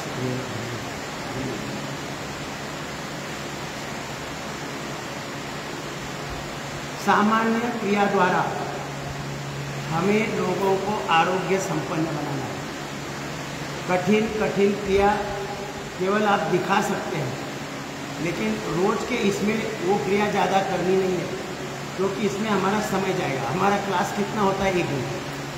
1 घंटे में अगर आप कठिन कठिन क्रिया में लोगों को लटका देंगे तो फायदा नहीं है। इसलिए अभी जितनी क्रिया करिए उतनी ज़्यादा करानी है, ज़्यादा उसमें समय देना है, तो उनको लाभ मिलेगा। और जब उनको लाभ होगा, पहले तो आप लोगों ने क्या करना है कि जब क्लास में आते हैं लोग तो उनके लिए अटेंडेंस रजिस्टर रखना है, रोज़ हाजिरी लेना है, उनकी रोज़ हाजिरी लेना है। दूसरे तीसरे दिन कोई आया नहीं तो तुरंत उसको फ़ोन जाना चाहिए कि भाई क्यों नहीं आए, तो उनको आत्मीयता लगेगी। देखो मैं 1 दिन नहीं गया तो मुझे तुरंत याद करते हैं, कोई तो याद करने वाला हमारा है ना। दूसरी चीज़, एक फॉर्म भर के लेना है, एक एक व्यक्ति का एक फॉर्म भर के लेना है कि उसका नाम, मोबाइल नंबर, एड्रेस, पूरा एड्रेस, उनकी हाइट कितनी है, उनका वेट कितना है, उनको उनके आज मिति में कौन सी बीमारी है, कौन कौन सी समस्याएं वो फेस कर रहा है, वो उसमें पूरा लिखना है और साइन करके वो फॉर्म अपने फाइल में रख देना है। अभी महीना 2 महीने 3 महीने के बाद हमने जायज़ा लेना है कि भाई अभी किस किस को कुछ फ़ायदा हुआ है। तो जिसको भी फ़ायदा होगा तो वो बोलेगा कि मुझे तो फ़ायदा हुआ है, तो उनका 1 मिनट का इंटरव्यू लेना है फेसबुक लाइव करके। फेसबुक लाइव करके इंटरव्यू लेना है कि भाई आप ये या जरीमरी में जो ये हॉल है उसमें आप 2-3 महीने से आ रहे हैं और आपको डायबिटीज़ की समस्या थी, तो क्या आपको लाभ हुआ है? तो फिर वो जवाब देगा, मतलब लाइव फेसबुक ऐसा लाइव करके उनका जवाब सुनना है। तो वो बोलेंगे कि भाई मैं 3 महीने से यहाँ आ रही हूँ और मुझे डायबिटीज़ की समस्या थी, दवा ले रही थी, लेकिन अभी मेरी दवा बंद हो गई। तो यही मैसेज अड़ोस पड़ोस में जाएगा कि नहीं? ज़्यादा जो लोग देखते हैं उनको पता चलेगा कि अरे डायबिटीज़ की गोली बंद भी हो जाती है, हाई बीपी की गोली बंद हो जाती है। तो ये एक प्रचार, मतलब स्वामी जी या गुरुदेव जी का जो लक्ष्य है, हरिद्वार से हर द्वार तक योग पहुंचाने का कार्य हमें करना है। अपना आरोग्य तो ऐसे ही रहेगा। अभी मेरा आरोग्य, मुझे अगर रोज़ सुबह 6 बजे कहीं जाना है, हम दोनों साथ जाते हैं, तो हमें 3 बजे तो उठना ही है ना। 365 दिन हम 303 बजे उठते हैं। कोई शनिवार रविवार छुट्टी वाला या त्यौहार वगैरह कुछ नहीं है। 365 दिन हम 3 बजे उठते हैं और 10,000 कपालभाति करने के बाद फिर बाहर निकलते हैं। तो अपना आरोग्य रहेगा ना। अभी मैं यहाँ आना है तो मैं सबसे बेटर क्रिया कर सकता हूँ, ऐसा होना चाहिए। तो इसलिए मुझे ज़्यादा करना पड़ता है। और मुझे हम डहानू करजत कसारा उड़न तक जा रहे हैं। अभी यहाँ ख़त्म होने से तुरंत हमारा अपॉइंटमेंट शाहपुर में है, शाहपुर। तो वहाँ शाहपुर में भी हम 6 बजे पहुँच जाएंगे। ये कैसा पहुँचना है, क्या करना है, वो हमारे देखभाल है। वो 6 बजे, मतलब 6 बजे हम स्टार्ट करेंगे। तो इस कारण हमारा आरोग्य सही रहता है कि नहीं? तो हमें कोई मतलब पैसे की अपेक्षा नहीं है, लेकिन अपना आरोग्य ठीक रहने से हमें साधन संपन्न अपने आप बन जाते हैं। वो हम कल परसों देखेंगे। तो अभी ठीक है। अब हमने देखा हमें ऑक्सीजन, ग्लूकोज और इंसुलिन पहुंचने से हमारे शरीर की समस्त 37 ट्रिलियन सेल्स का स्ट्रक्चर और कैरेक्टर ठीक होगा और शरीर में जो भी कार्य चल रहा है, अलग अलग कार्य चल रहे हैं शरीर में, वो सभी कार्य सुस्थिति में आएंगे। अभी हमारा शरीर 5 तत्वों से बना है। ये सब जो भी दिख रहा है वो 5 तत्वों से बना है। कौन से 5 तत्व है? पृथ्वी, आप, तेज, वायु, आकाश, है ना? पृथ्वी, आप, तेज, वायु, आकाश। यहाँ भी हमें ऐसा दिया है ना। ये अंगूठा किसका द्योतक है? अग्नि। ये अग्नि, ये वायु, आकाश, पृथ्वी और ये जल। ये कौन सा है? बोलो, सब बोलो। अग्नि, अग्नि। ये दूसरा वायु, ये पृथ्वी, जल। तो अभी ज़्यादातर सबको पता है, अग्नि पता है, वायु पता है, पृथ्वी पता है, जल पता है, लेकिन ये आकाश का पता नहीं है ना। आकाश मतलब वो आकाश है ना सबके दिमाग में, वही वाला आकाश। ये आकाश हमारे शरीर में कहाँ से आया? सवाल पूछेगा ना साधक कि भाई ये वो आकाश है और हमारा शरीर बन गया कैसे? तो हमारा शरीर 5 तत्वों से बना है। पृथ्वी, आप, तेज, वायु, आकाश। तो आकाश का मतलब क्या है? खुली जगह, स्पेस। आकाश का मतलब क्या है? खुली जगह। ये जो अभी यहाँ हम थोड़े से लोग बैठे तो आसानी से योग कर रहे हैं, 500 लोग भर गए यहाँ। खुली जगह नहीं है तो योग कर पाएंगे? मतलब आकाश का मतलब क्या है? खुली जगह, स्पेस। स्पेस इसको क्या बोलते हैं? आकाश तत्व। तो हमारे शरीर में आकाश तत्व नहीं रहेगा तो हमारे अंग कार्य नहीं करेंगे। अभी आपका जठर है, मतलब हम जो खा रहे हैं वो कहाँ जाता है? जठर में जाता है ना। अभी जठर में 2 किलो की समाहित करने की ताकत है, आपने 4 किलो भर गए। 4 किलो सब खाना भर दिया तो टाइट हो जाएगा ना, माने उसको हिलने की जगह ही नहीं रहेगी। मतलब क्या नहीं रहेगा? स्पेस। यानी आकाश तत्व ना रहने के कारण डाइजेस्ट हो ही नहीं जाएगा, डाइजेस्ट ही नहीं होगा। मतलब हर जगह हर अंग के अंदर स्पेस होनी चाहिए। मतलब 2 किलो की कैपेसिटी है तो 1 ही किलो खाना चाहिए, तब उसके अंदर स्पेस रहेगी और वो अपना अंकुंचन प्रसन्न कर पाएगा, है ना। तो इसलिए ये स्पेस मतलब समझ गए ना सब, स्पेस का मतलब समझ गए ना क्या है, खुली जगह। आकाश तत्व, आकाश तत्व का मतलब खुली जगह। तो पूरे शरीर में भी खुली जगह रहनी चाहिए। तो वो खुली जगह कैसे रहेगी वो कल और परसों हम देखेंगे। खुली जगह रखने वाला कौन है ये भी सब हम कल परसों देखेंगे। तो कल परसों भी बराबर समय पर आओ। तो 5 तत्वों से शरीर बनाए। तो जब हमारे सभी सेल्स उनका स्ट्रक्चर और कैरेक्टर ठीक हो गए तो हमारी ये 5 तत्व भी स्ट्रांग बनेंगे। 5 तत्व जो है पृथ्वी, आप, तेज, वायु, आकाश, ये 5 तत्व स्ट्रांग बनेंगे और वो बैलेंस भी रहेंगे। क्या होना चाहिए, बैलेंस भी होना चाहिए। पृथ्वी, आप, तेज, वायु, आकाश, ये 5 तत्व बैलेंस होने चाहिए। आप रोटी भी बना रहे हैं, रोटी बना रहे हैं तो रोटी भी 5 तत्वों से बन जाती है, पृथ्वी, आप, तेज, वायु, आकाश। अभी उसमें भी बैलेंस होना चाहिए। अगर आपने 5 किलो आटा लिया और 1 किलो पानी लिया, रोटी बनेगी? यानी बैलेंस होना चाहिए। आटा और जल का बैलेंस होना चाहिए तब रोटी बनेगी। या 1 किलो आटा लिया, 5 लीटर पानी डाल दिया, रोटी नहीं बन सकती। यानी बैलेंस होना चाहिए, सभी चीज़ों का बैलेंस। अभी तवे पर रोटी डाली और क्या हो रहा है, पक रही है।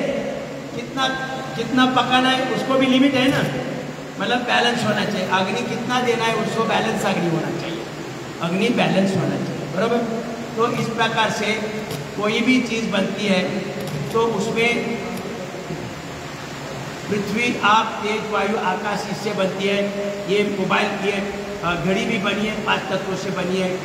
हर कोई ये मोबाइल बना है 5 तत्वों से बना है, लेकिन सभी चीज़ें बैलेंस होनी चाहिए। ये रुमाल भी बना है 5 तत्वों से बना है। हर चीज़ ब्रह्मांड में जो भी आप ये दिख रहे 5 तत्वों से बनी है। 5 तत्व स्ट्रांग होने चाहिए और बैलेंस होने चाहिए। वो कब होंगे, जब हमारे 37 ट्रिलियन सेल्स का स्ट्रक्चर और कैरेक्टर है, ये 5 तत्व। और क्या होगा, मतलब हम पाचन तंत्र ठीक करने से हमारे शरीर में क्या क्या होगा ये हम देख रहे हैं।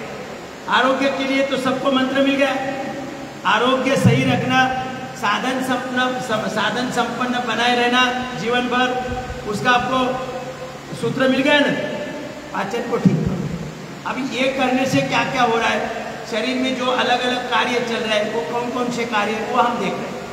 तो पहला क्या है, 5 तत्वों से शरीर बनाए। पृथ्वी, आप, तेज, वायु, आकाश, ये स्ट्रांग होंगे और उसमें बैलेंस भी आएगा, बराबर। 5 तत्व। अभी क्या है, भगवान प्राण रूप में आ रहा है तो उसे हम क्या बोलते हैं, प्राण बोलते हैं ना, प्राण। लेकिन हमारे शरीर में जब जा रहा है तो उसके 10 नाम हो रहे हैं। हमारे शरीर में जब जा रहा है तो उसके 10 नाम हो रहे हैं। 5 मुख्य प्राण है, 5 मुख्य प्राण है और 5 उप प्राण है। 5 मुख्य प्राण है और 5 उप प्राण। मुख्य प्राण कौन कौन से है, किसी को पता है? नहीं पता तो मैं बोलूँ। प्राण, अपान, उदान, समान, व्यान, ये 5 प्राण मुख्य प्राण है। प्राण, अपान, उदान, समान, व्यान। अब सब बोलेंगे पीछे, प्राण, अपान, उदान, समान, व्यान। अभी कोई पूछेगा आपको, भाई प्राण तो प्राण ही है, फिर उनके अलग अलग नाम कहाँ से आ गए? प्राण एक ही है ना। भगवान पान रूप में आकर अपने शरीर का कार्य संभाल रहे, तो प्राण के फिर अलग अलग नाम कैसे आए? आपको बोलना पड़ेगा ना साधक को कि भाई ये प्राण, अपान, उदान, समान क्या है। और 5 उप प्राण, देवदत्त, नाग, कृंकल, कूर्म और धनंजय। बोलो, देवदत्त, नाग, कृंकल, कूर्म, धनंजय, ये 5 उप प्राण है। तो 5 मुख्य प्राण और 5 उप प्राण। तो ये जो अभी देखो, नाम अलग अलग क्यों आ गए? आपके हमारे घर में इलेक्ट्रिक सप्लाई आ रहा है, इलेक्ट्रिक सप्लाई मान लो 240 वोल्टेज है, वो जो बोर्ड है उस बोर्ड में कितना है? 240 वोल्टेज है। आपको मोबाइल चार्ज करना है, 240 वोल्ट इसको जोड़ देंगे, क्या होगा? इतना तो समझ में आ रहा है, इतना तो समझ में आ रहा है कि वो 240 वोल्टेज छोड़ेंगे तो चार्ज नहीं होगा, हाँ, सत्यानाश होगा उसका, है ना। माने उसे 240 नहीं तो 5-10 वोल्टेज चाहिए, तो हम क्या करें? वो कन्वर्टर लगाते हैं, चार्जर बोलते हैं ना, कन्वर्टर लगा के 5-10 वोल्टेज उसको छोड़ते हैं तो वो चार्ज हो जाता है, बराबर। अभी इतना छोटा सा ट्रांजिस्टर है, ट्रांजिस्टर में कितना वोल्टेज छोड़ते हैं? 30, 40, 50, ऐसा 60 वोल्ट का एनर्जी हम छोड़ देते हैं, तभी वो बराबर चलता है। मिक्सर है तो मिक्सर को थोड़ा ज़्यादा वोल्टेज चाहिए, वॉशिंग मशीन है तो उसको तो 240 के 240 चाहिए, तब ये वॉशिंग मशीन चलेगी, है ना। अभी ये आयरन है अपनी प्रेस करने की, कपड़े प्रेस करने की, उसको भी लिमिटेड चाहिए। तो अलग अलग इंस्ट्रूमेंट घर के अंदर है, तो उसको क्या कर रहे हैं? 240 के 240 नहीं दे रहे, है ना, अलग अलग दे रहे। ये वैसे ये मोबाइल है, यहाँ 240 वोल्टेज जाएगा तो क्या होगा? फट जाएगा। मोबाइल जैसा फटेगा वैसे ये भी फटेगा। कभी कभी आप बोलते हैं ना, ब्रेन की नसें फट गई और चल बसा। ब्रेन की नसें को क्यों फट गई? ज़्यादा वोल्टेज गया, ज़्यादा वोल्टेज, तो ये ज़्यादा वोल्टेज ना जाकर सही वोल्टेज का सप्लाई हो, इसलिए भगवान ने ये व्यवस्था की है, अलग अलग अंगों में अलग अलग शक्ति का प्राण जाए और अलग अलग शक्ति के अनुसार उसका नाम पड़ा है। समझ में आया? यहाँ 240 वोल्टेज नहीं चलेगा, यहाँ मोबाइल जैसा 10, 15, 20 वोल्टेज चलेगा, है ना। तो यहाँ अगर ज़्यादा वोल्टेज गया तो ब्रेन की नसें फट गई और वो चल बसा, खून बाहर आता है ना, फिर आदमी मर जाता है। तो यहाँ कम होना चाहिए। तो यहाँ कंठ से ऊपर जो कार्य करता है उसका नाम है उदान। यहाँ जो काम करता है उसका नाम क्या है? कंठ के ऊपर उदान। बोलो एक बार, यहाँ कौन सा है? उदान। फिर कंठ से हृदय तक, ये मुख्य प्राण है। कंठ से हृदय तक मुख्य प्राण है, मुख्य प्राण। फिर हृदय से नाभि तक समान प्राण, समान, नाम क्या है?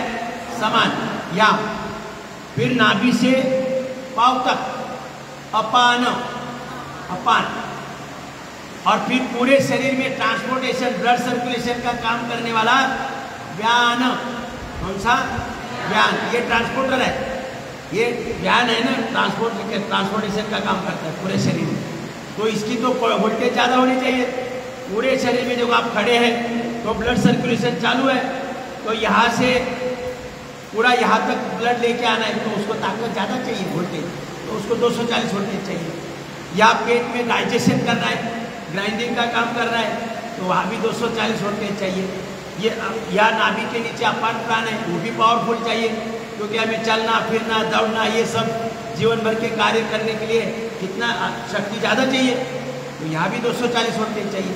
तो अलग अलग अंगों में अलग अलग कार्य की दृष्टि से जो अलग अलग कैपेसिटी का प्राण जो जा रहा है, उस कारण उसके अलग अलग नाम होते हैं। तो यहाँ काम कर रहा है वो कौन है? उदान। यहाँ उदान, यहाँ मुख्य प्राण, यहाँ मुख्य प्राण, यहाँ समान, और नाभि के नीचे पाँव तक अपान, और पूरे शरीर में व्यान। ध्यान में रखो, व्यान। तो अभी मैं पूरा दोबारा हाथ लगाता हूँ। यहाँ उदान, मुख्य प्राण, समान, याद आ गया, क्या लिखने की जरूरत नहीं। तो प्राण अपान उदान समान प्राण, ये यहाँ का अगर ये जो उदान प्राण है वो सही होगा। अब जब हमारे 37 ट्रिलियन सेल का स्ट्रक्चर और कैरेक्टर ठीक हुआ, इसका हार्मोनल बैलेंस हो गया, इसका मतलब उदान प्राण सही है। क्या है? उदान प्राण सही है। तो यहाँ का कार्य कौन कौन सा है सबको पता है? बाल सफ़ेद नहीं होना, बाल झड़ना नहीं है, ब्रेन डिसऑर्डर नहीं आना, आंखों पर चश्मा नहीं आना, कैटरैक्ट नहीं होना, कान की सुनने की क्षमता बराबर रखना, सोने की क्षमता, टेस्ट लेने की क्षमता, ये सब व्यवस्थित कार्य कब होगा? जब हमारा उदान प्राण सही हो। उदान प्राण स्ट्रॉन्ग और बैलेंस होना चाहिए, बराबर समझ में आएगा? उदान अभी यहाँ जो प्राण है, मुख्य प्राण, उसका काम क्या है? ये हार्ट और फेफड़ों का कार्य सही रहेगा, ये सही रहेगा, ये अगर सही रहेगा। यहाँ समान प्राण है जो डाइजेशन का काम है वो सही करेगा। यह नाभि के नीचे अपान प्राण है, उसमें तो कई रिप्रोडक्टिव सिस्टम, एक्सक्रीटरी सिस्टम, ये सब बोले शरीर का पोषण वगैरह सब, मूलाधार चक्र वगैरह इसमें और जाने का है, तो ये अपान प्राण है। और संपूर्ण शरीर में ब्लड सर्कुलेशन करने का काम, उसका नाम क्या है? व्यान। तो 5 प्राण समझ में, अलग अलग वोल्टेज। अब सवाल आता है, ये वोल्टेज कंट्रोल कौन करता है? कन्वर्टर चाहिए ना, कन्वर्टर के बगैर तो ये वोल्टेज कंट्रोल नहीं होगा। तो भगवान ने हमारे शरीर में ये नाभि रूपी कन्वर्टर लगाया, ये नाभि रूपी कन्वर्टर लगाया। ये नाभि अपनी जगह पर होनी चाहिए। आपको पता होगा नाभि टल जाती है, ऐसा बोलते हैं ना, क्या बोलते हैं? नाभि इधर उधर हो जाती है, ऊपर नीचे हो जाती है, फिर बीमारी आ जाती है। अभी आपके समझ में आएगा कि नाभि जब तक जगह पर है तब तक हमारे शरीर में कोई बीमारी आ ही नहीं सकती। क्यों? 5 प्राण का विभाजन बराबर हो रहा है। नाभि अपनी जगह पर है, नाभि अपनी जगह पर है तो 5 प्राण का विभाजन पूरे शरीर में सही हो रहा है, तो शरीर में कोई गड़बड़ी आने का सवाल ही नहीं आता है। जिस दिन अपनी नाभि जगह छोड़ती है, लेफ्ट राइट होती है, ऊपर नीचे होती है, तब ये प्राण शक्ति का जो विभाजन है उसमें बाधा आ जाए। फिर हो सकता है कि ब्रेन स्ट्रोक हो गया और चल बसा। ये क्यों हुआ? नाभि का कंट्रोल छूट गया। जो एनर्जी डिस्ट्रीब्यूशन का काम है, कन्वर्टर का काम, वो सही ना होने के कारण अपने शरीर में अनेकों अलग अलग अंगों में बीमारी अलग अलग आ जाती है। समझ में आ गया? तो ये नाभि ये कन्वर्टर का काम करती है।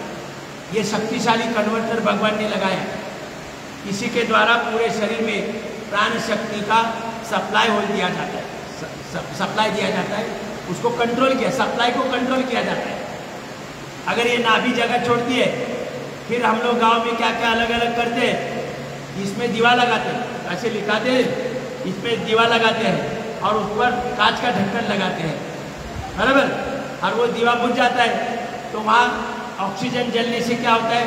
वैक्यूम, पोकड़ी तैयार होती है, फिर वो ऐसा खींच लेती है, पेट के नाभि का जो जगह है उसमें ऐसा खींच लेती है, तो नाभि इधर उधर होगी तो जगह पर आ जाती है। ऐसे खींचने से हवा का जो प्रेशर आता है, मतलब वो पोकड़ी निर्माण हो गई ना, जब दीवा लगाया और उस पर कांच का ढक्कन लगाया, दीवा बुझने से ऑक्सीजन जल गया पूरा, मतलब अभी ये पोकड़ी है पूरी, तो वहाँ पर प्रेशर निर्माण होता है और पेट से ऐसा खिंचाव लेता है, खिंचाव लेने से नाभि इधर उधर होगी जो है वो सेंटर में आता है। तो इतना साधारण उपाय है, नाभि अगर जगह छोड़ देती है तो इतना साधारण उपाय है। और फिर जो मर्कटासन कर रहा है, जो कंद्रासन कर रहा है, जो भुजंगासन कर रहा है, उसकी नाभि कभी ढीली लगेगी नहीं है। या आप कपालभाति कर रहे हैं आधा घंटा तो नाभि जगह छोड़ेगी नहीं, बराबर समझ में आया? नाभि तो इसीलिए आरोग्य रहता है हमारा। हम कपालभाति ज़्यादा करेंगे, हम मर्कटासन करेंगे, हम भुजंगासन करेंगे, कंद्रासन करेंगे, नियमित रूप से करेंगे तो हमारी नाभि जगह छोड़ेगी नहीं, हम बीमार नहीं हो सकते। हमारा प्राण का जो सप्लाई है वो सुचारू रूप से प्रमाणित मात्रा में सप्लाई होता रहेगा। समझ गया? 5 प्राण क्यों है?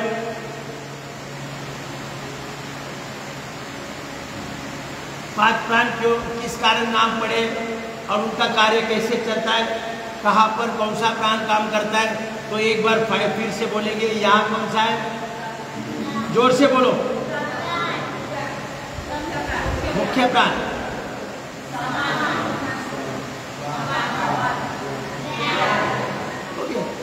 तो ये 5 प्राण और ये नाभि अगर अपनी जगह पर है तो 5 प्राणों का जो विभाजन है वो पर्याप्त मात्रा में सुचारू रूप से होता रहेगा, हमारे शरीर में कहीं कोई गड़बड़ी नहीं होगी। और नाभि के लिए मैंने जो गाँव का उपाय दिया वो जरूरी नहीं है। देखो, योग करने वाले के लिए जरूरी नहीं है। योग करने वाला जब रोज मर्कटासन दोनों पोज कर रहा है, हो सकता है तो तीनों भी पोज, मतलब 3 पोज है तो तीनों पोज कर रहा है। फिर कंद्रासन कर रहा है रोज, कंद्रासन के 25 पोज कर रहा है रोज, 25-50 रोज। भुजंगासन के 25-50 कर रहा है, मकरासन कर रहा है, तो उसकी नाभि जगह नहीं छोड़ेगी। ये हमारे पूरे शरीर में और पूरे जीवन में जो भी गड़बड़ी हो रही है उसका प्रमुख कारण समझ गए क्या है? अभी नाभि ने जगह छोड़ना। नाभि जैसी जगह छोड़ देती है, पूरा कार्य डामाडोल हो जाता है, प्राण शक्ति का विभाजन सही नहीं होता, ज़्यादा कम हो जाता है या कहीं होता भी नहीं है। तो ये लेफ्ट राइट ऊपर नीचे जाएगी, तो हमें उसको ठीक करने का कार्य करना है। कौन सा ठीक करने के लिए? मर्कटासन, कंद्रासन, भुजंगासन, ये करना है आपको। और मैंने दिखाया पादांगुष्ठ नासास्पर्शासन। पादांगुष्ठ नासास्पर्शासन थोड़ी कठिन क्रिया है, जैसे मैंने बताया ऐसा होना चाहिए ना, ऐसी होनी चाहिए, ऐसे। अभी कोई ऐसा मतलब प्रयास करते हुए जाता ही नहीं उधर, फिर उसको कोई फायदा नहीं होगा। फायदा कब होगा? जब ऐसा। लेकिन ये सब कर रहे हैं कि नहीं? ये सब कर रहे हैं कि नहीं? इसमें कोई बाधा नहीं। इतनी सिंपल क्रिया करके हमें लोगों को रिजल्ट देना, सिंपल कठिन नहीं करना। ये पादांगुष्ठ नासास्पर्शासन से भी नाभि तुरंत जगह पर आ जाती है।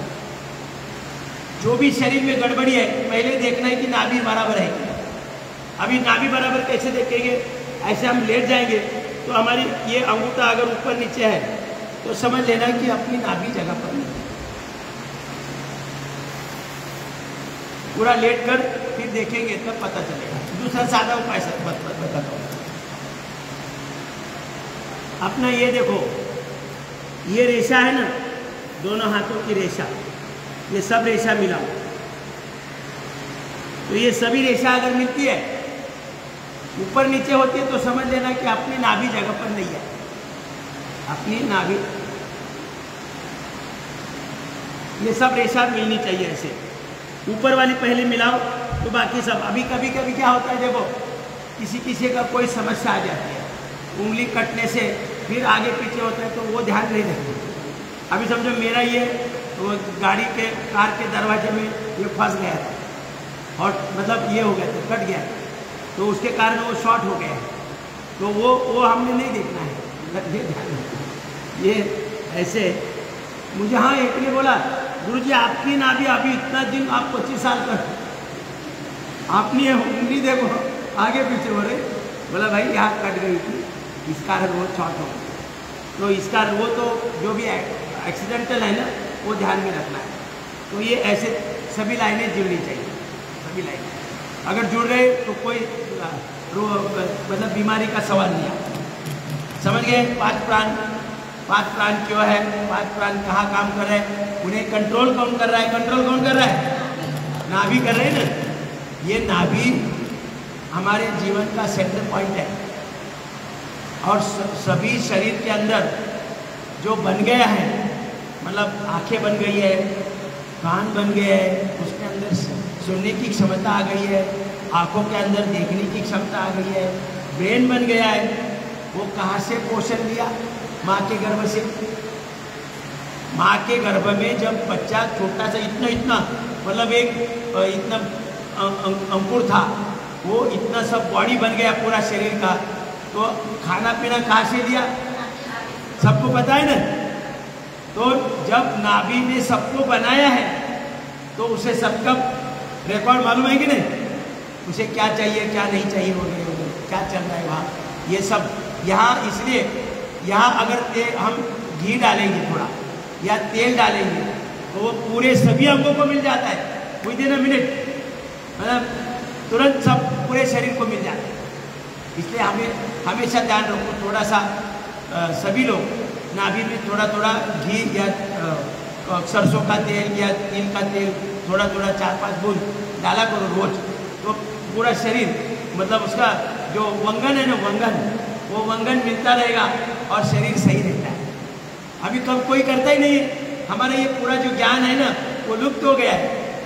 हर घड़ी नाभि में हर रोज 5 बूंद, चाहे तिल का तेल है, सरसों का तेल है, नारियल का तेल है या घी है, 5 बूंद डाला करो और थोड़ा सा 5 मिनट लेट जाओ तो पूरा बॉडी को ऑयलिंग होगा और ज़्यादातर समस्या से हम मुक्त हैं। तो 5 प्राण प्रमुख समझ गया, बराबर। यहाँ कौन सा है?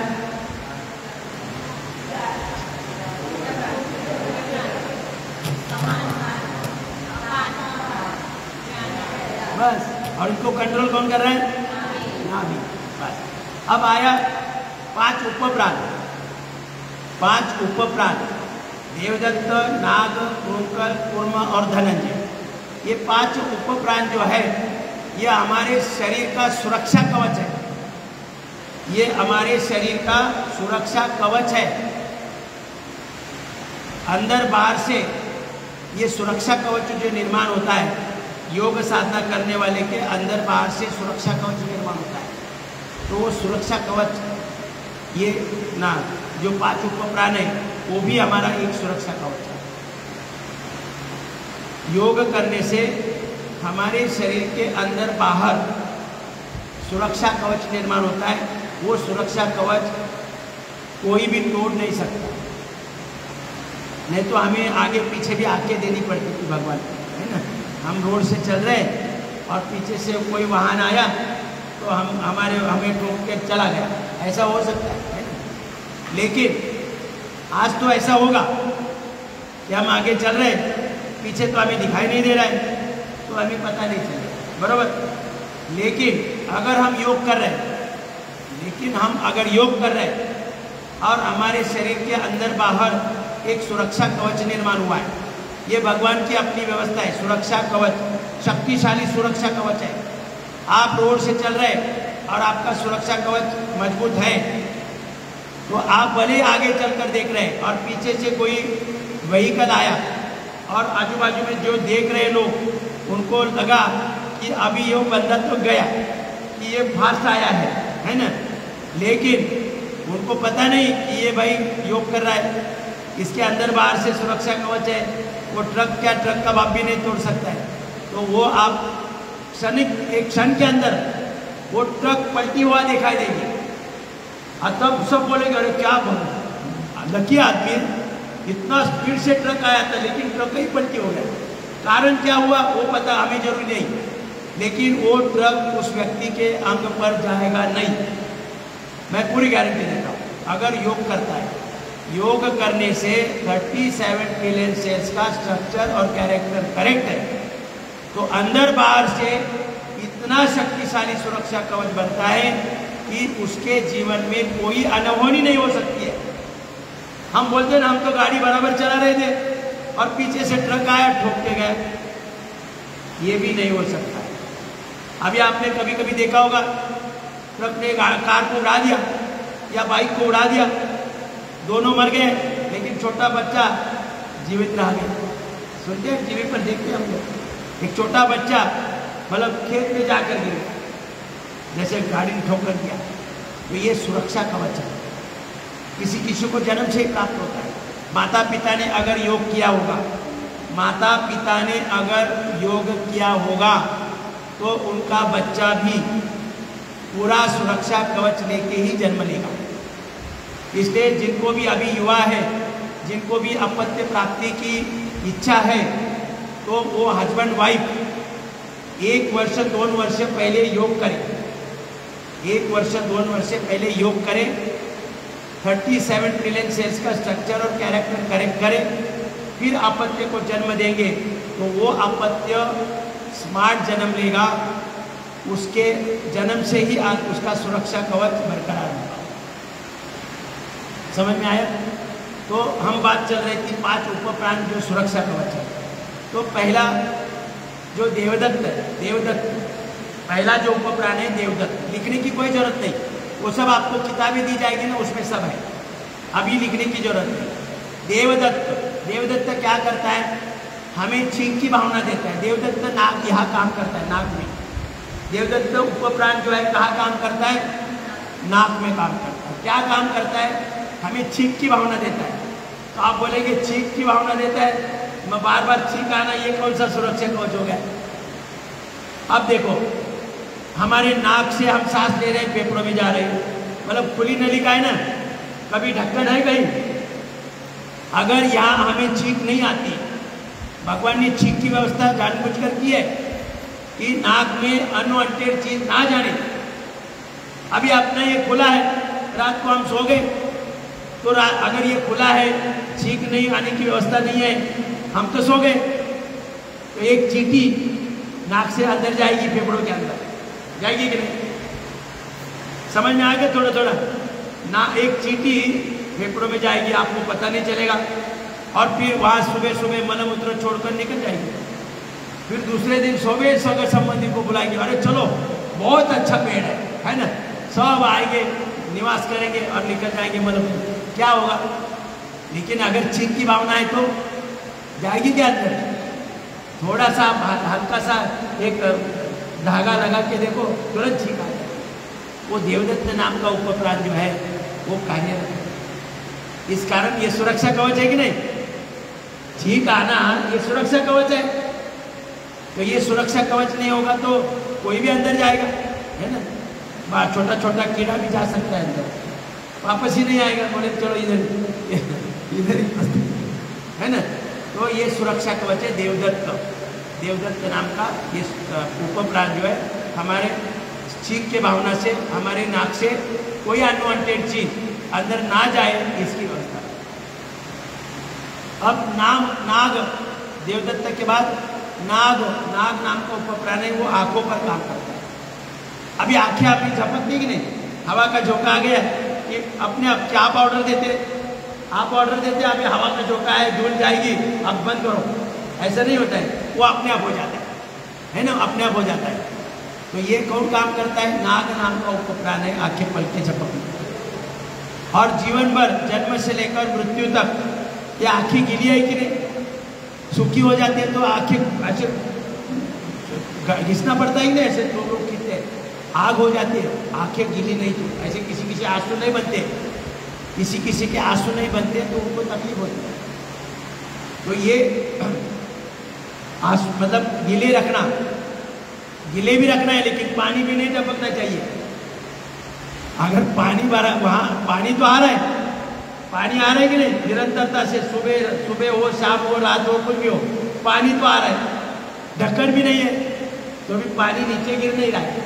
तो ये सब पूरा जो काम है, धूल आएगी तो झपक के बंद करता है, धूल अंदर जाने नहीं देता है, ये पूरा सुरक्षा कवच है कि नहीं, ये सुरक्षा कवच है। नाग नाम का जो उपप्राण है हमारे आंखों का प्रोटेक्शन करता है जीवन भर के लिए। ये देवदत्त नाग। कृंकल जो है हमें जमाई की भावना देता है, यहाँ काम करता है। मुंह फाड़ के जमाई देते ना, करते हैं ना, कर देगी नहीं, वो क्यों कर रहे हैं, वो भी सुरक्षा कवच है। हमारी शरीर की कमजोरी के कारण एक समय ऐसा आता है, कमजोरी क्यों आती है, ऑक्सीजन की कमी के कारण। अभी आपको समझ गया है, ऑक्सीजन कमी है तो कमजोरी आएगी, कार्य नहीं होगा ना, ऑक्सीजन के अभाव में कार्य नहीं होता शरीर में। तो ऑक्सीजन के अभाव में शरीर कमजोर इतना हुआ है कि अब जो रोग के जीवाणु उन्हें प्रतिकार करने के लिए हमारी क्षमता कम पड़ रही है। अभी अगर झट से कार्बन बाहर न पड़ा, कार्बन ही कार्बन हो गया है, ऑक्सीजन की मात्रा कम हो गई है, तो रोग के जीवाणु हावी हो जाएंगे और हमारे शरीर की जो सेल्स है उनके ऊपर हमला करेंगे और फिर रोग आएंगे, एक एक अंग कमजोर होगा। तो इसलिए कार्बन, अभी एक क्षण ऐसा आता है कि कार्बन जड़ से बाहर ना निकले और जड़ से ऑक्सीजन ना आए। तो नाक से तो हम लंबा लंबा ले सकते हैं, लेकिन वो इसे चलेगा नहीं। तो एकदम भगवान ने यहाँ ये कृंकल नाम का उपप्राण दिया है, वो हमें क्या भावना देता है, जमाई देने का। करते ना तो तुरंत कार्बन बाहर आता है और ऑक्सीजन अंदर आता है। और हमारे शरीर के जो अलग अलग कोमल अंग हैं उसमें नुकसान होने से हम बच जाते हैं। तो इसलिए जमाई देते समय हम क्या करते हैं, शर्म के कारण अब क्या होगा समझ में आए, कार्बन बाहर ही नहीं निकलेगा, ना ऑक्सीजन अंदर जाएगा। तो ऐसा नहीं करना है, थोड़ा सा उठकर बाहर जाओ और जबरदस्त मुंह फाड़ के जमाई जितनी भी आती है उतनी दे दो और कार्बन को बाहर निकालो और ऑक्सीजन को जाने दो। सुरक्षा कवच है कि नहीं, ये टुंकल नाम का उपप्राण। फिर आता है कूर्म। कूर्म नाम का जो उपप्राण है वो हमें खुजाने की भावना देता है। अब बोलेंगे अभी खुजाने में क्या है ना, सवाल उठता है ना भाई, खुजाने में हम तो परेशान होते हैं खुजा खुजा के, है ना, हर बात कहीं ना कहीं ऐसे खुजाने की। ये तो कैसे सुरक्षा कवच है, ये भी सुरक्षा कवच है। क्यों, अभी देखो हमारे स्किन पर पसीना आता है तो छिद्र है, छिद्र है कि नहीं, छिद्र जब तक ओपन है तब तक पसीना बाहर आता रहेगा। अगर छिद्र बंद हो गए तो क्या होगा, ये शरीर के देखो हीमोग्लोबिन कार्बन लाके तो छोड़ेगा ही, लेकिन वो बाहर नहीं निकलेगा क्योंकि छिद्र बंद हो गए। तो कार्बन कहाँ रहेगा, स्किन के नीचे नीचे रहेगा ना, और स्किन के नीचे रहेगा तो स्किन कड़क हो जाएगी, स्किन का कलर बदल होगा, फिर सोराइसिस, अनेक प्रकार के सोराइसिस की समस्या आएगी। और दूसरा कार्य क्या होगा, शुद्धि कार्य भी कम हो जाएगा क्योंकि कार्बन आता है वही रुकता है, कार्बन आता है वही रुकता है, वहाँ बाहर निकलता ही नहीं है क्योंकि छिद्र बंद है। तो जब ऐसी नौबत आती है तब अपने को भगवान ने जो कार्य दिया है कूर्म नाम का, वो ऐसे खुजाने की भावना देता है। ये खुजाया तो यहाँ छिद्र खुल गए और अपना जो शुद्धि कार्य है, पसीना आने वाला हीमोग्लोबिन जो माल छोड़ रहा है वो बाहर निकलता रहेगा और हमारा शुद्धि कार्य शरीर का सुचारू रूप से चलता रहेगा। शरीर में इम्यूनिटी बरकरार रहेगी और स्किन रोग से हम बच जाएंगे। स्किन रोग क्यों होंगे, ऐसे ही होते स्किन रोग, जब हमारा मल है शरीर से बाहर आने वाला मल यही रुक गया तभी जाकर स्किन डिसीज होगा। तो इसके लिए स्किन स्पेशलिस्ट के पास जाने की जरूरत है। अभी समझ गए, हमारा उपप्राण कूर्म नाम का जागरूक होना चाहिए। और वो जागरूक कब होता है, जब हमारा पाचन ठीक है, सर्कुलेशन ठीक है, तो 37 ट्रिलियन सेल्स का स्ट्रक्चर और कैरेक्टर करेक्ट है, तो यह स्किन सेल का कैरेक्टर भी ठीक है, तो यह बंद होने का सवाल ही नहीं आता है। तो एक ही दवा है, पाचन ठीक रखो।